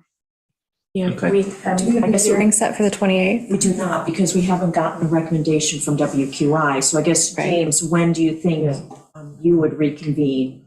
We're prepared to meet on the 16th. I think, I'll speak just for myself, I think for the most part, we're very, supportive of this initiative. The questions brought up about overlapping, efforts, we wanted to get that addressed so that everybody was comfortable with this. We understand it's a big ask, and that's why we're reticent to just vote and say, oh yeah, go ahead. We want to have this vetted as possible and have everybody have a comfort level. And going forward, the part for us that we kind of hang our hat on is this is sort of the beginning. We're giving the jump start to this whole thing, and going forward, there shouldn't be coming back to us constantly for more money. They're going to be able to self-sustain. Yeah, that was one question that I did have, just since you brought it up. Yeah, It's I a did too. $200,000 ask this year. What happens next year? Yeah, like I said, it's all about leveraging, right? So by saying like, look, the town is invested, they've shown that they want this, we can then go to like federal funding and like larger foundations and stuff like that and that's usually what they look for, is an investment from a community to do the work. And so like I said, literally as well as like emotionally, if you accept it, you have. Do you have a grants writer involved with CCE? Is there a grants? We do it all. So I do a lot of our grant writing. Also, I do a lot in terms of development of just, private fundraising as well. And I had presented this to the Water Quality Board, but to reiterate, this whole Back to the Bays network, we have these sites throughout Eastern Long Island, and we pair with, different groups like Strong's Marine and Gurney's and different places that provide some really strong baseline funding to make sure these happen, these restoration activities at these various sites happen each year. So that's the whole idea behind this, is if we get you guys into our long-term network, all that other fundraising, both private and public grant writing, will be kind of funneled into this, and to sustain these sites is a lot less than it is to establish them. So as Kate kind of mentioned, there is a lot of monitoring and work to be done to kind of do these detailed site selection. Because again, if the science isn't there, if our field team doesn't do due diligence, we're not just going to be dumping eelgrass seeds and oysters all over the bays and hoping for the best. We do have very, detailed and proven site selection methodology, looking at everything from sediment to temperature, light penetration, all that type of stuff as it relates to each of these sites. So that's a lot of the, field teams and equipment and boats and time out there, getting it right and getting these sites established. So it's far less to maintain it every year once we have that going. So that's why we're coming to you with that first, big ask to do the initial push and lay the framework. And then again, from there, it's a lot easier to maintain and then also adopt into this, long-term network that we have proven success in funding annually to keep stuff going. All right, that was a key question that I had that Amber asked. because obviously it is a heavy lift, a couple $100,000. But I don't, being strapped in every year for that kind of money is not something that the town Oh, board can. absolutely No, understood. but they are our waters, and, Yes, and they are. WQI funds are meant for our waters, both kinds of water, fresh and salt. And I'm just saying that, that if we were gonna expand it, because it's successful, and so they come back because, hey, let's leapfrog this because this was really good, it wouldn't be the same huge money, but I wouldn't say, don't come to us, I would say. Not suggesting that, I'm suggesting it would be measured on success rate and on maintenance cost. If it went from $200,000 down to $75,000 or $50,000, again, depending on, as you start to project out, but it would largely be predicated on success rates. I think that I won't be on the board, but the new town board members that sits here will definitely there'll have to be some success rates, proven that this is in fact working. We're not an endless pit of money regardless. And I do agree with BJ, these are our waters. These are not going to the greater Peconics. These are going closer. Exactly, in town waters, Town waters, right? where only paying licenses should be able to get Yep. stuff. So Stephen, this question is for you. If we're gonna try and expedite setting a public hearing on this, if WQI is meeting on the 16th and they say proceed, could we have a special meeting on Friday, the 17th, to just set the public hearing for the 28th? Is that 11 days? That's enough time to do it. We'd have one paper. Yeah, you need 10 days. Okay. All right, so that's perfect timing. So James, I was just counting on you guys having your meeting. We will. All right, Okay. thank you. I have Yes. one request. The Shellfish Permit Review Board, I want to do an annual State of the Bays. Would you be willing to offer information and assist us with that? Absolutely. And I'll just, do a side note that anything related to the marine waters or shellfish specifically, or the environment, like I said, I'm here, I'm a resource for Shelter Island, reach out to me. I can't commit to being on all the committees. We keep reaching out to you, Just let me know the questions, gonna but say. please use me. I am your gal. That's a good point, Stephen. No, we have your phone number now. Yes, you have my number. All right. Okay, thank you so much, guys. Thank you very Thank much. you, Kate. Yeah. The eelgrass in Couples Harbor is coming back Yeah. very well. I don't think there's any need to seed in Couples Harbor eelgrass, maybe in West Neck, but there's eelgrass where there's never been grass in my lifetime right now. Some places have none, but it's slowly coming back in a lot. And I just was wondering if all the shellfish that you're planting, they become Shelter Island shellfish. Correct. There's no way you're gonna take them somewhere else and give them out to some Oh, other gosh, town. no. Well, I was asking, Yeah. once you put them in town waters, they're staying. Oh, yeah, definitely. Yeah. Okay. Yeah. Good point, good. But as far as the eelgrass, maybe in West Neck. Yeah, I'm but taking note. The Couples Harbor is coming back really good. It's one of the best places that I know on the whole East End that has eelgrass. Yes, Good. it is one of the last It remaining. is. Yeah. Yeah. I talked All of about- this kind of feedback is really valuable to me. Yeah, it expanded from last year to this year Wow. a lot. So any planning, like I said, should be done some other place in the town waters. Yeah. That I can see. I'm writing this down. Another thing that I was taught, Southampton Town, I guess a number of years ago, as part of their study of what they were gonna do with their shellfish, they had somebody, I'm not sure who did it, but they did a study of the water currents and how the waters flow. I tried to find that.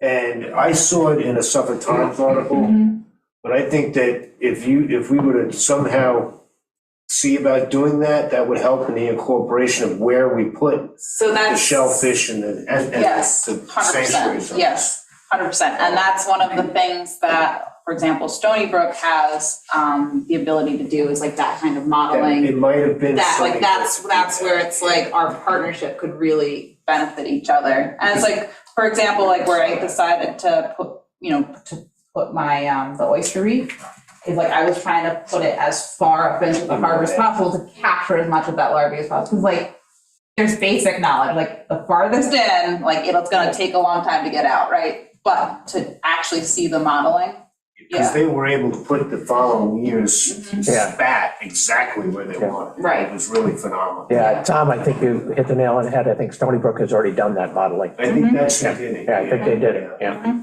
Let me also say that Tom brought up to me and I brought back to the WAC, and we've been talking about it, but, you know, WAC is a busy committee, they do a lot.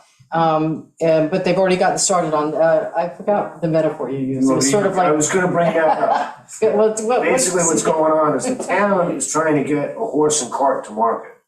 They're busy fixing the broken wheel on the horse cart, but they're totally ignoring the fact that the horse is being poisoned to death. And I mean that by saying what we need is we need a complete ban on the broadcast application of any substance within the nearshore overlay district. Anything, fertilizers, lime, pesticides, it's all gotta stop. And it has to be a complete ban. And then for the remaining areas that are allowed to do this, we need wind restrictions, we need rain restrictions, forecasted rain restrictions, and possibly even a registry so that you can keep track of who's coming here. Because what happens is when it's blowing 10 miles an hour, all the spray companies from the north and the south fork come to Shelter Island. Yeah. Because they're not allowed to spray elsewhere. Right. And all this effort that we're trying to put in is for naught if we can't, rein that in. You might have said the most important thing that was said all afternoon, right there. Yeah, I mean, The last it's just, 2 it's minutes. something that's frustrated me for decades, ever since I was sprayed from someone on Yeah. land. I remember I was this out story. front with my bull rake, Yeah, they sprayed the property. What is that taste? What is that smell? I had to dump my whole catch overboard. Sprayed me, my boat, and I was, 75 feet off the beach. I think I mentioned, that we've already, WAC has already started with the exploration with Nantucket. They have a fertilizer district, I believe is what they've established, which is exactly what it's a way to control the application. But it's just one little idea, among many that are being considered. And I emailed with one of the members of WAC, and that person is definitely promised that we will have a bulleted list of a path forward. So I'm hoping that, we get it done this spring. The hardest part is the enforcement. It is. I mean, DEC says now, the wind's blowing, you can't spray.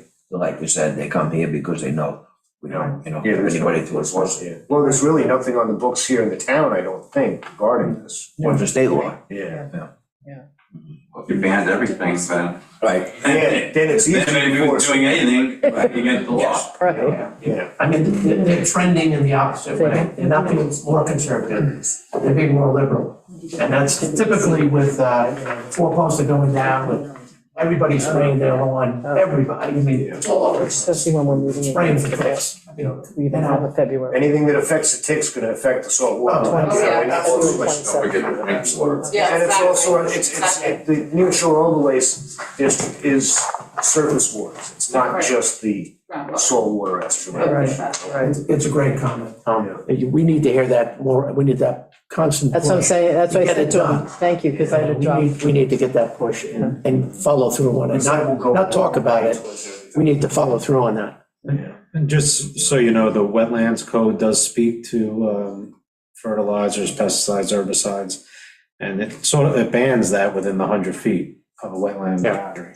Yeah, 100 feet isn't enough. So, no, I know, it has to be broader, but I'm saying right now, we have that. That's where it's. To expand from. And in the end, because I'm not an expert necessarily, I just generally know, but any topic like this, you need, the carrot and the stick, right? You can't just rely on regulation. Broader education is always. Yes. You have to make it cool to have a brown lawn, Yeah. right, or no lawn at all. Yeah. Kate, I'm Golden. just kind of going back. Golden lawn. It's a golden lawn. Going back with Christina here, and it looks like with all the time restraints, the earliest we could have a hearing would be March 14th.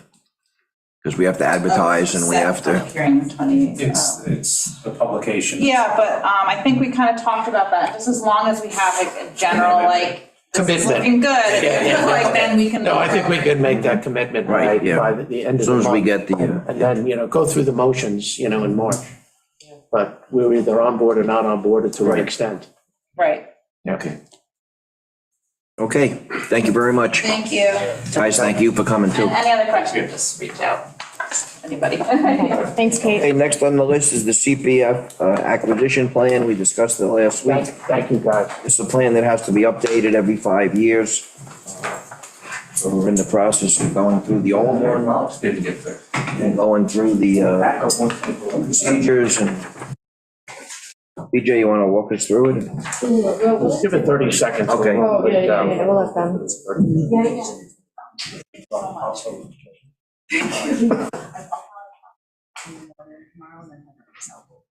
Thank you. Thank you.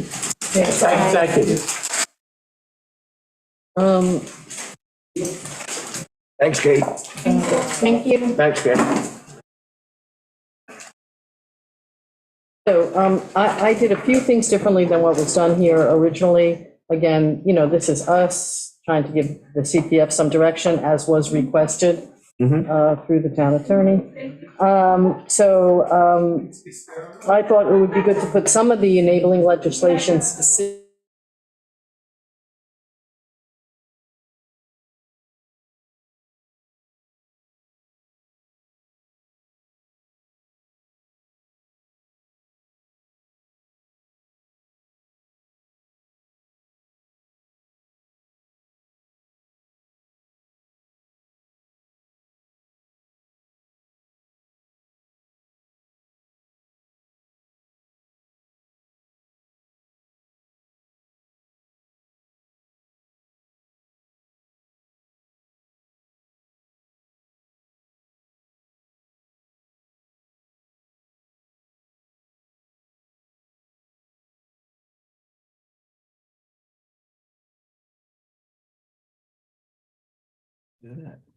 I unmute myself, but I also have to turn the volume back up too.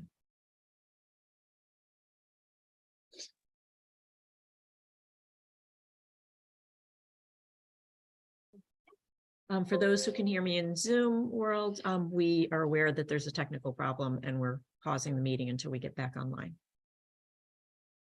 How could they hear you if there's a technical problem? Do you want me Because to- I'm zoomed in. Kevin's upstairs? Oh, no, oh. Yeah, because you could have as well. No, I thought maybe just if you knew what, yeah. Okay. I don't understand that. If they can hear you, how come you can't continue? Because this is the problem. Yeah, Oh. this is the problem. Yeah. I mean, if that went down, then we could unmute one Yeah, of our computers and still continue on. They just wouldn't get the full screenshot.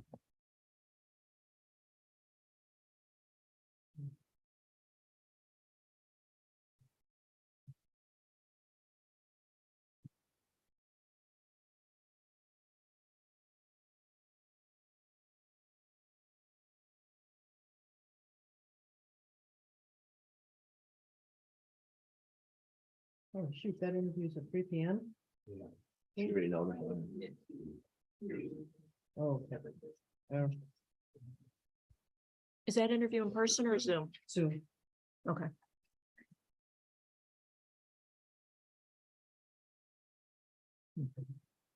Oh, wait.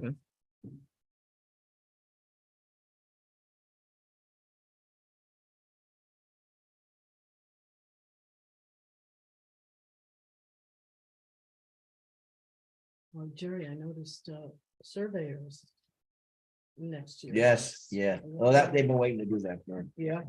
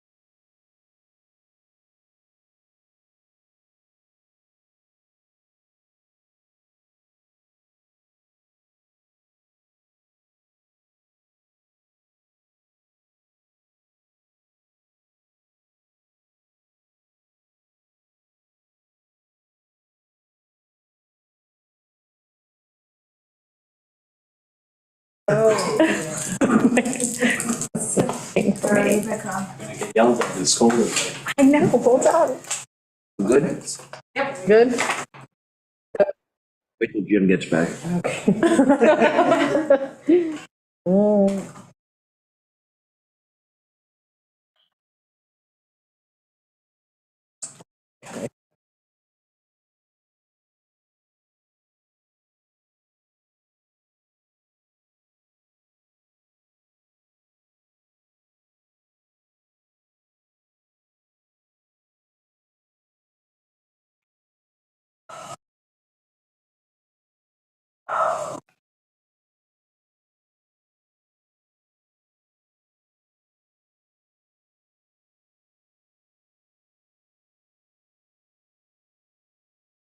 Yes, Hyphen?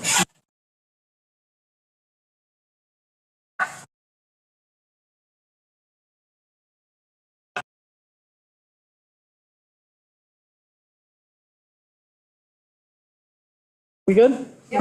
Okay, so also, let me just backtrack a quick second to the introductions. I wanted to point out that I put in here a little paragraph about the TDR, Michigash that we went through, just so it's on the record of what happened and what the result was. So it's good to just memorialize that. I updated data as I came across it. So in the aggregation area, I added Mid-Atlantic Peninsula properties if it was necessary. Hopefully I didn't miss anything, but I know I'm going to be, I'm counting on it being fine-tooth combed at the committee level. And then I think we should go to Appendix C, which is the properties, priority properties for acquisition. So this is, it's really pretty much the list that was there, except took out the properties that were spoken for in the meantime. And I added the section block and lot, I added street addresses and the acreage.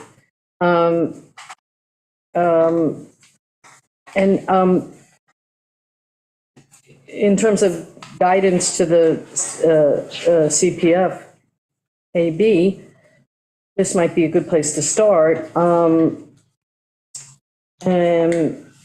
let me also say that I'm kind of fighting my own memory here. I did add Chiamonte was there at South Midway, but there's a little property on Ram Island on the causeway, the second causeway. And from the shoreline access work, it was pointed out that there's no place, really a landing, for a kayak or, and that property, it has a dock, but more importantly, it has some width to it that you perhaps could park a car or two that would, provide a landing out there for the Ram Island people. Just a suggestion. And I didn't put in the preservation categories. Again, I think that's better left to the committee level. On here, do we need to have the current owner if we have the property address? We Like probably from a don't. privacy Okay, perspective, I think that's a good idea. and also changing ownership. Yes, yeah, true. Okay, yeah. And then I just, again, took the lists that were already here and reformatted them. But in terms of all vacant lands, and the format that I used was to use the property classification codes, which is sort of vacant land, vacant residential land, vacant commercial, use those, and within those code classifications, sort by size. So that's the rubric, and then there's, that's vacant land, and then there's land over 3 acres, which is dividable 3 acres or more. And can be quite impactful, actually. Some of the sizes here are big. And just because they have a house on it doesn't mean we should ignore them. Their potential acquisition is speaking. Okay, now I added a completely new appendix here that is required with the 2016 referendum. In keeping with what Amber said on the last one, should we just take the owner's name off of this list as well? Yeah. I mean, as we all know, it is publicly available information, but yeah. Go find it. Let's do it. at least to be consistent. Okay. You should have it in-house, though. Right, well, you know, if you're doing if you do the SBL search on the assessment roll, there it is. Yeah, you know, it's pretty, just gonna try to use the green pen so I remember to do this. Okay, so let's go to the WQI, which I told the committee that I would come back to them with this list, but I would get a start on it, and sometimes it's easier to be an editor than to be the creator. Not that I'm a creator, but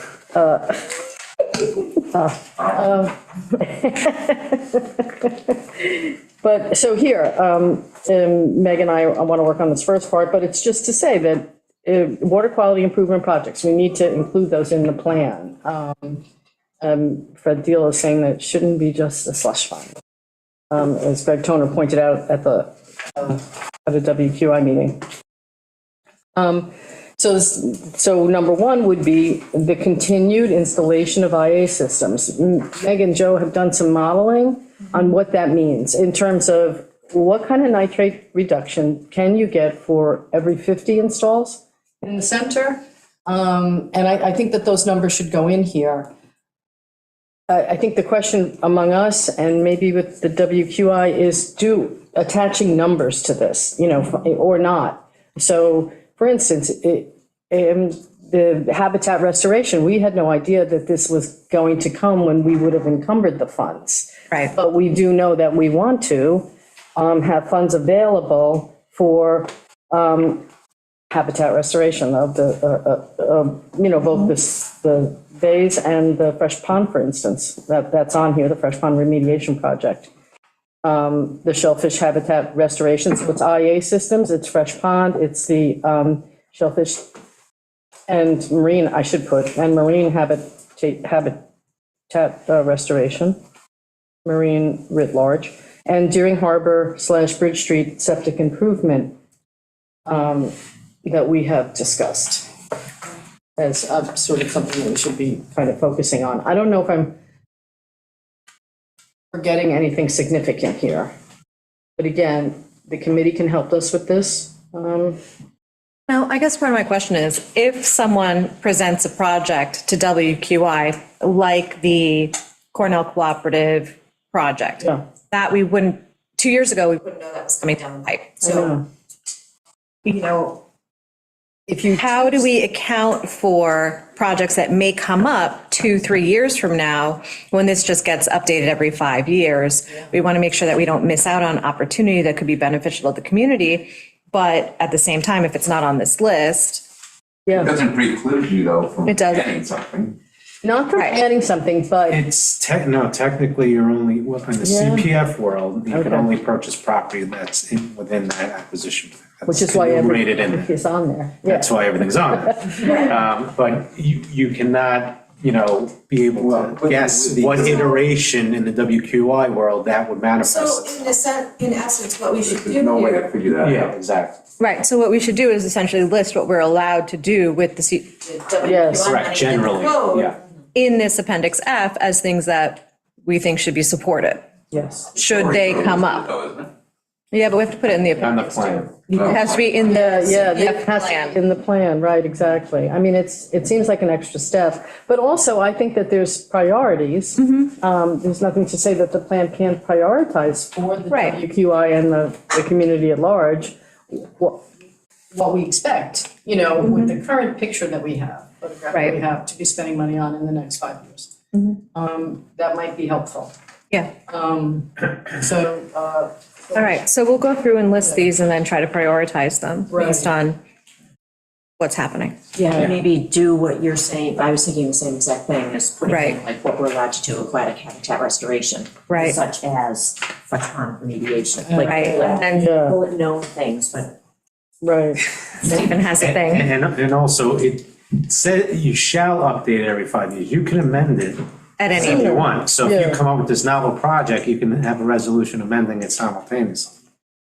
Right, right. But this is also comes down to encumbrance of funds. This is also in service of that. Like, in other words, to not have money simply put aside to put aside money. But to put aside money because we know that we are going to be working on these things coming up in the following year. Now, everything slowed down. I mean, the last few years it was an odd confluence that we have so much money right now, because everything slowed down in terms of installs to almost nothing first pandemic, and then Suffolk County blew up.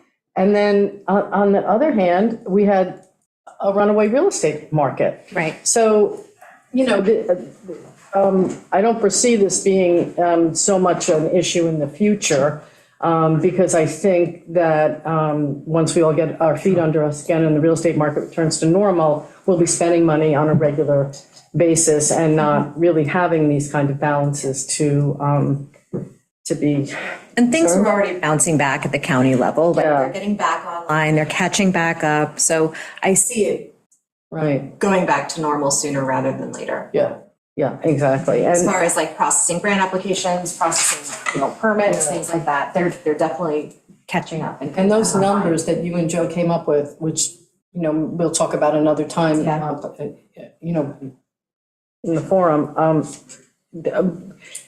significant. And if we, as a town, could then decide that's going to be an effort to get as many put in as we can in a specific area, which I know is already a goal with the triangle, but maybe we expand the triangle, maybe we do an outreach, I don't know, but to increase those numbers. Yeah, I mean, Quickly. some of the numbers that, Relations. yeah, exactly. Yeah, Education, outreach, all of that. knocking on doors. Because the numbers show that if you get to a certain level, you can start to reverse the problem. Right. Like you stop adding to the problem, but then you can start reversing the problem Right. in a relatively short period of time if you do it fast enough. So Right, it's that's pretty what, cool. yeah, that's what, that's what I kind of want to put in here, or at least some sort of descriptor about that, to show that if we are successful in speeding the process up, those funds are accounted for, basically, the ones we have now are accounted for. Right. In the, what I would call the medium term, which is about 3 years, Yeah. in my mind. Yeah. Okay, so Vince, the final thing is the rating system, but I'm really not sure again how it's been used in the past. So that's the last page. Well, you just have to decide how you want to weight each of these Yeah. items. The Right. town board, and that will give guidance to the Guidance CPF. necessary, right? Because do you want to, scenic vistas or aquifer I kind of want it recharge? all. What do you want to? I want it all. No, I know you want it all, but you want to prioritize certain, when the CPF goes out and evaluates properties and look at the properties, they want to ultimately know what the town wants to use it for. Right, And right. that, so I think you need to weight those accordingly. Yeah, yeah. So, I don't know, I think everybody want to have a look at this and come up with your own, or how do you want to go about Yeah, it? let's do that. Let's do that. I mean, it would be good to get some historical information on the weighting, just because, Yeah. to know, okay, I know intuitively this property seemed very, very valuable. How did it rate? What were the things that Yeah. rated more heavily? Yeah, I've asked, you'll get it, no, Gordon said he'd get it to us. Like the white would be a good test case, right? Oh, right. Such a Yeah, big yeah, to just, acquisition and to play. see how it was weighted and how they. Yeah, Yeah. yeah. Because even when WQI was developing their rating system, you looked at okay, these are the applications before us, is this making sense? And so Right. It was Right. helpful It is to have helpful. live data to look at. Try to extend the criteria that we sort of established for the IA systems, and try to, when it comes to nitrogen kilograms. Right, The first time we did that. yes. And some of this, with the CPF work, though, it's softer. Yeah, it's more subjective, softer. But still doesn't mean you can't take a stab at it, right? Yeah. Yeah, I think if we all should study this, I can remember the West Neck property, water recharge. First thing that comes to mind, 10 million gallons annually. First thing you remember from that property. Does it have a great view? Well, that has an okay view. Can you put a trail in it? Yeah, but we have plenty of trails, but the water recharge is huge. Mhm. I mean, everything flows down into that area. So that was a valuable piece of property,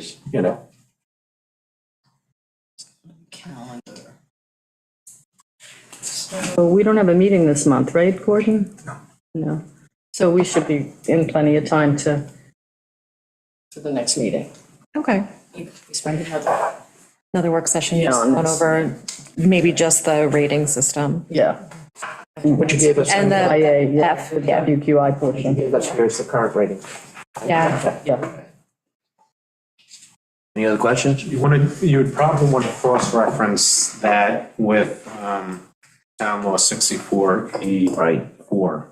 Which, yeah, you know, you may want to come up with more categories. It's the residential community character, and it lists what you can purchase properties for. So that, Here, I've got it. It's in the body now. Yeah. Implementing community, here, will allow acquisition of properties that preserve community character, and one of them more okay, fun, good. you know? And that's the all the way through it. most recent one. Yeah, well, Gary wants me to, it's N, I ended it N, and I put it in italics, but not numbered. Well, because it's N-O. Yeah. It's O, and then the last sentence is. Preservation of community, yeah. Okay. What did you call it, Stephen? Well, it's 64E4, but BJ put it into the plan. It's what's first page? Yeah, into the body. Okay. So you want to just cross-reference it with that. All right. Okay, and I'll add that. Okay. All right, I'm good. That's it on the agenda. We're on the table, Mike. I have nothing. I had meetings last week, because CPAC got canceled. Oh, yeah, no, that's it. Jim? I'm gonna be easy. The Recreation Department met yesterday. Committee. It is actually a commission. It's not a committee. It's a Recreation Commission, which was established on January 3rd, 1974.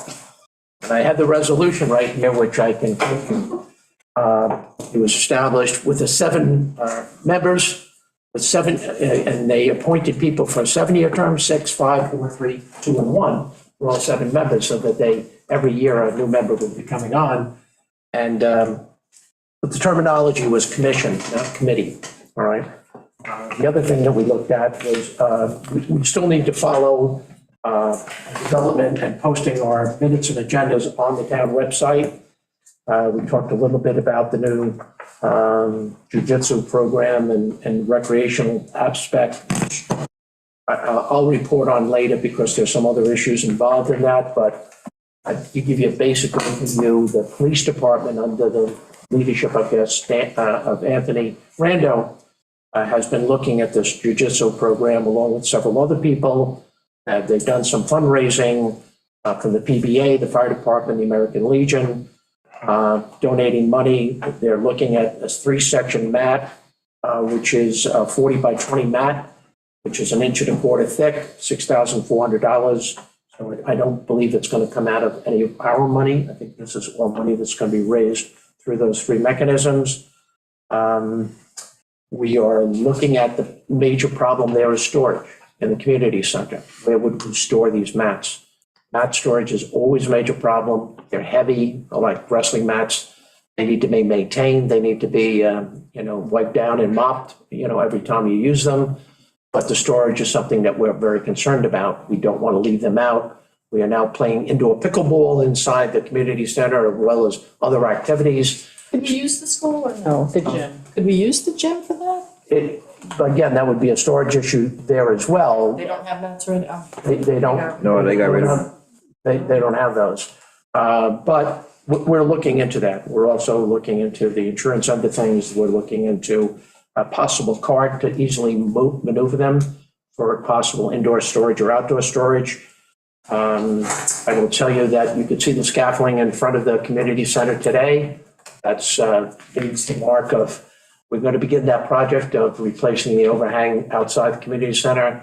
The major hang up there has been the double doors, working with Riverhead Lumber. So I think Brian's pretty much, I think supervisors have been talking to Brian about that, and I think they're on that for the next few weeks or so to get that done.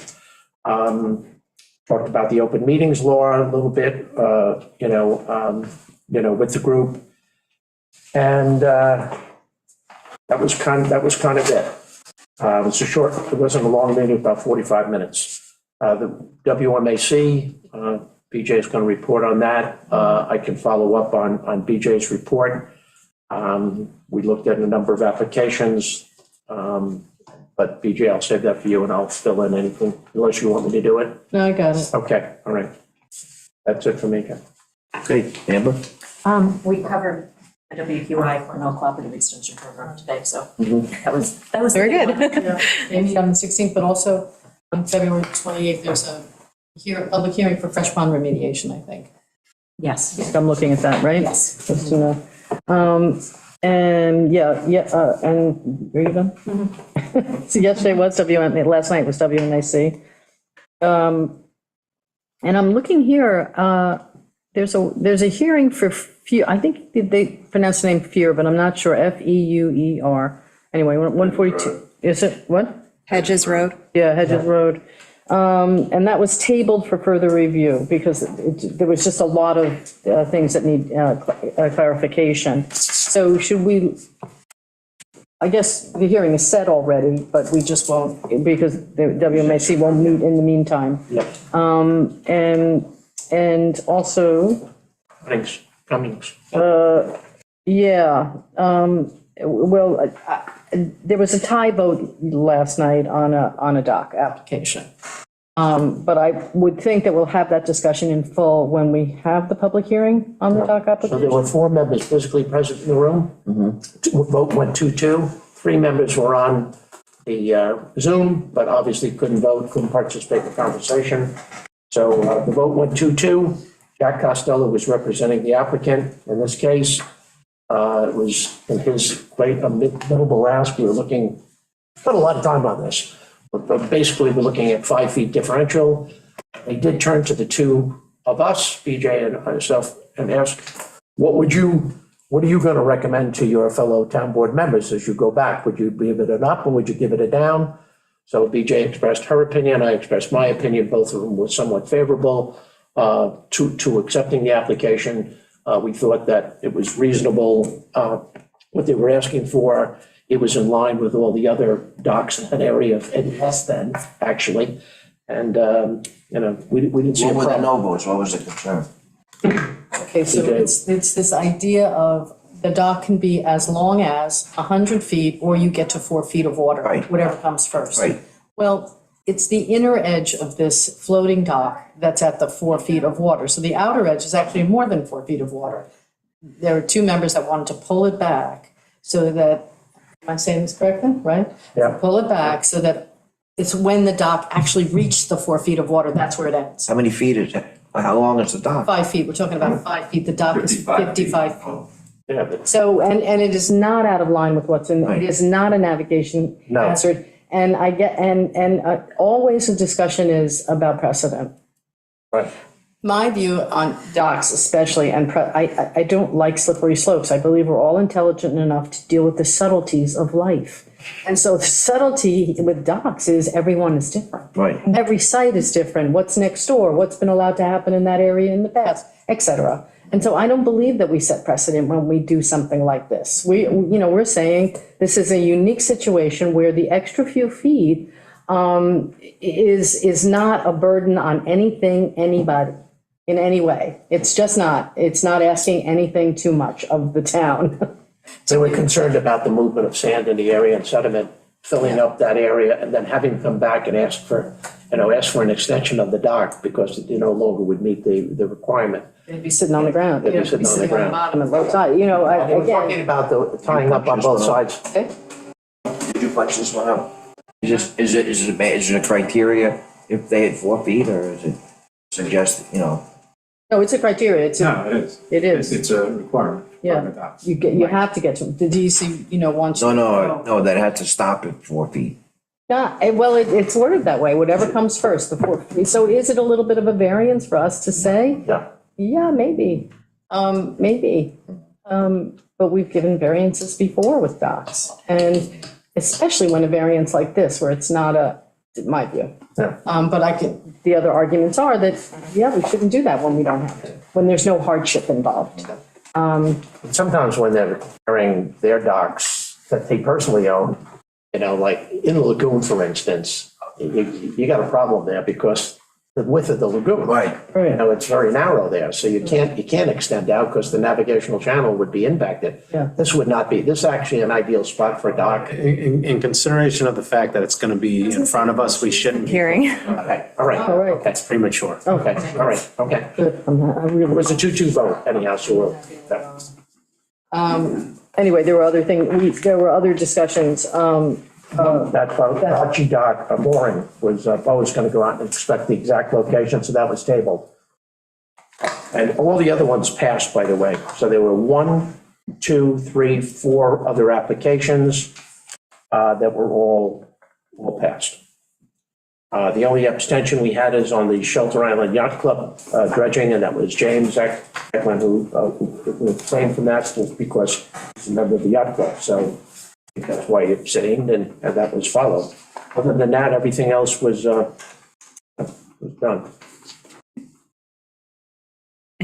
No, that's good. I got one before we go around. Use of the boardroom. This came up because,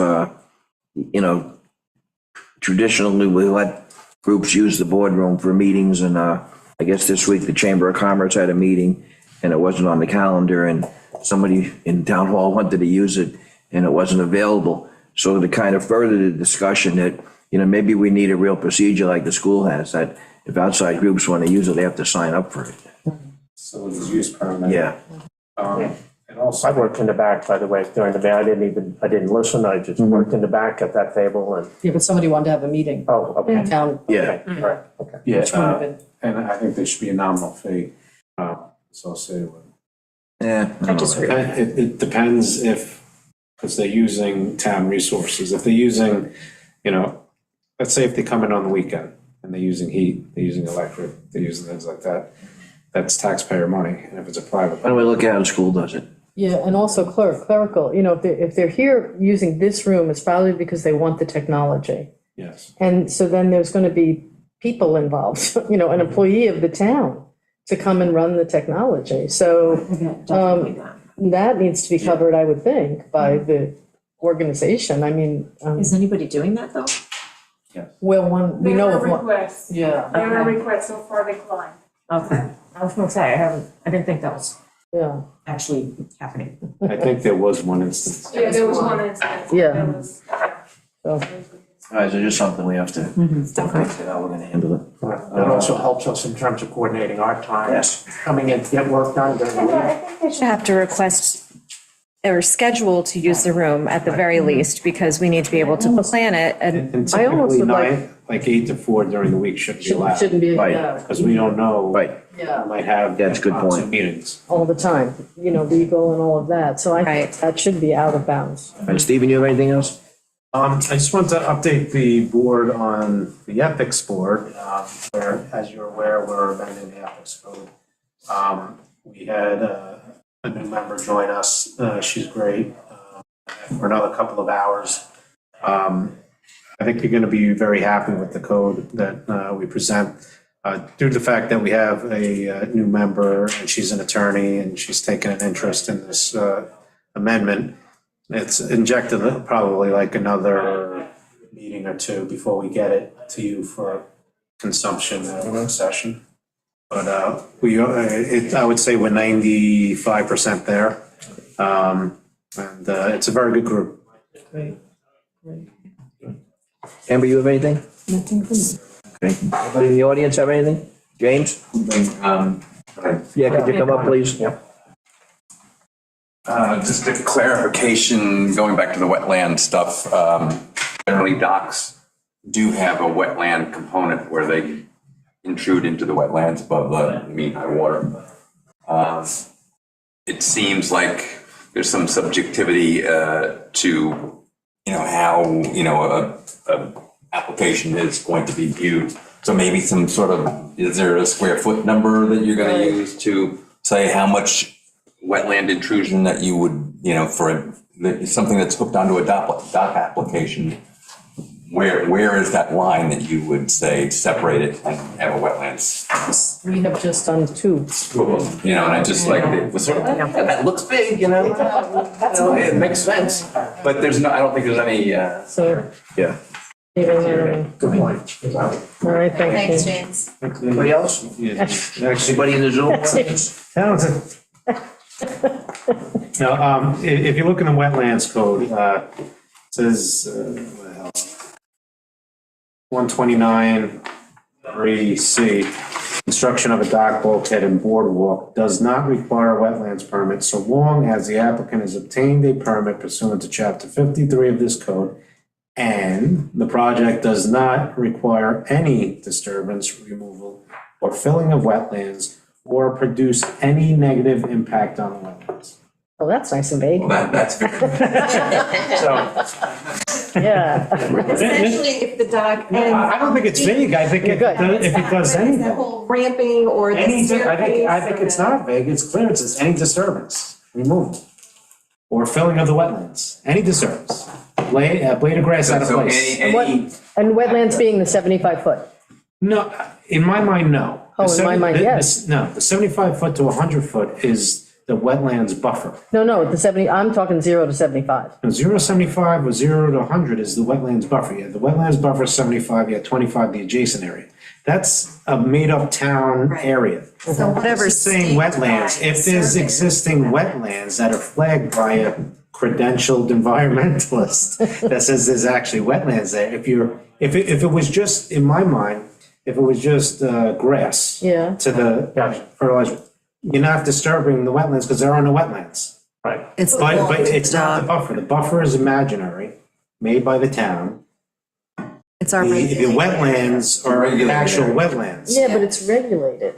No, that's fine, but the words are saying does not require any disturbance, removal, or filling of wetlands, not the wetland buffer. Not the administrative buffer, it's wetlands. So you have to have actual wetlands being disturbed. So I don't know why- Phragmites and the like. But I don't know why we're treating this differently than we are Tadpoles. treating a, a pool or a patio, or why would we treat a boardwalk differently? It's in that area. No, because it states here clearly, in the wetlands code. Okay, oh, you're saying why back The point is, then? we're having a Yes. discussion about it to say, Yes. do we need to change it? Because it's, we have just recently said to 2 applicants, go get a wetlands permit. Well, because it extended a significant difference into the property. So into that 0 to 75 foot, which is now our regulated wetlands buffer. So maybe it's not flagged as wetlands, but it's now in our regulated area and you're doing new construction in, It doesn't. Right. but you're doing construction in the regulated area now. So if you have a 40-foot staircase or whatever that goes from your dock up your lawn, No, but I'm saying now it's exempted. If it's connected with a dock, bulkhead, and boardwalk, it does not require a wetlands permit, so long as it's not disturbing wetlands. And wetlands is a thing, a real live, living, breathing event. And if you don't have wetlands on your property, I argue you don't need a wetlands permit. well, what is our definition of wetlands in that code? There you go. If it's not in here, you go to Merriam-Webster. What does Miriam say? I've got to pull up the. I'm gonna make you work for this. Too much. Since we have this All right. interview, let's. I was just gonna say, we do have the interview. Stephen can work on this and get back to us. One thing about the interview, I was speaking with John Needham this morning. I didn't hear back from him. He said that he couldn't be representing the WMC, and I said, well, I couldn't be here. Why don't we stay? I could, or I can just. I'm happy to Given be that here. you haven't seen the rest of them, I think it's You had 2 liaisons. out of context. What's that? You had the liaisons. Yeah. That's what I think. I think because you haven't seen the rest of the candidates. Yeah, there's nobody. It's always relative, the I selection. mean, he won't see this one either. But we won't be asking him. No, I'm just kidding. Irrelevant. Back to wetlands. See you later. Everybody, I'm gonna make a motion, we go into executive session. Back to wetland, it's a 2-page definition, very thorough, very specific. I will look at It talks about deciduous swamp and coniferous swamp and shrub swamp. Beautiful. Thank Okay, you. I have a second. Second. All those in favor? Aye.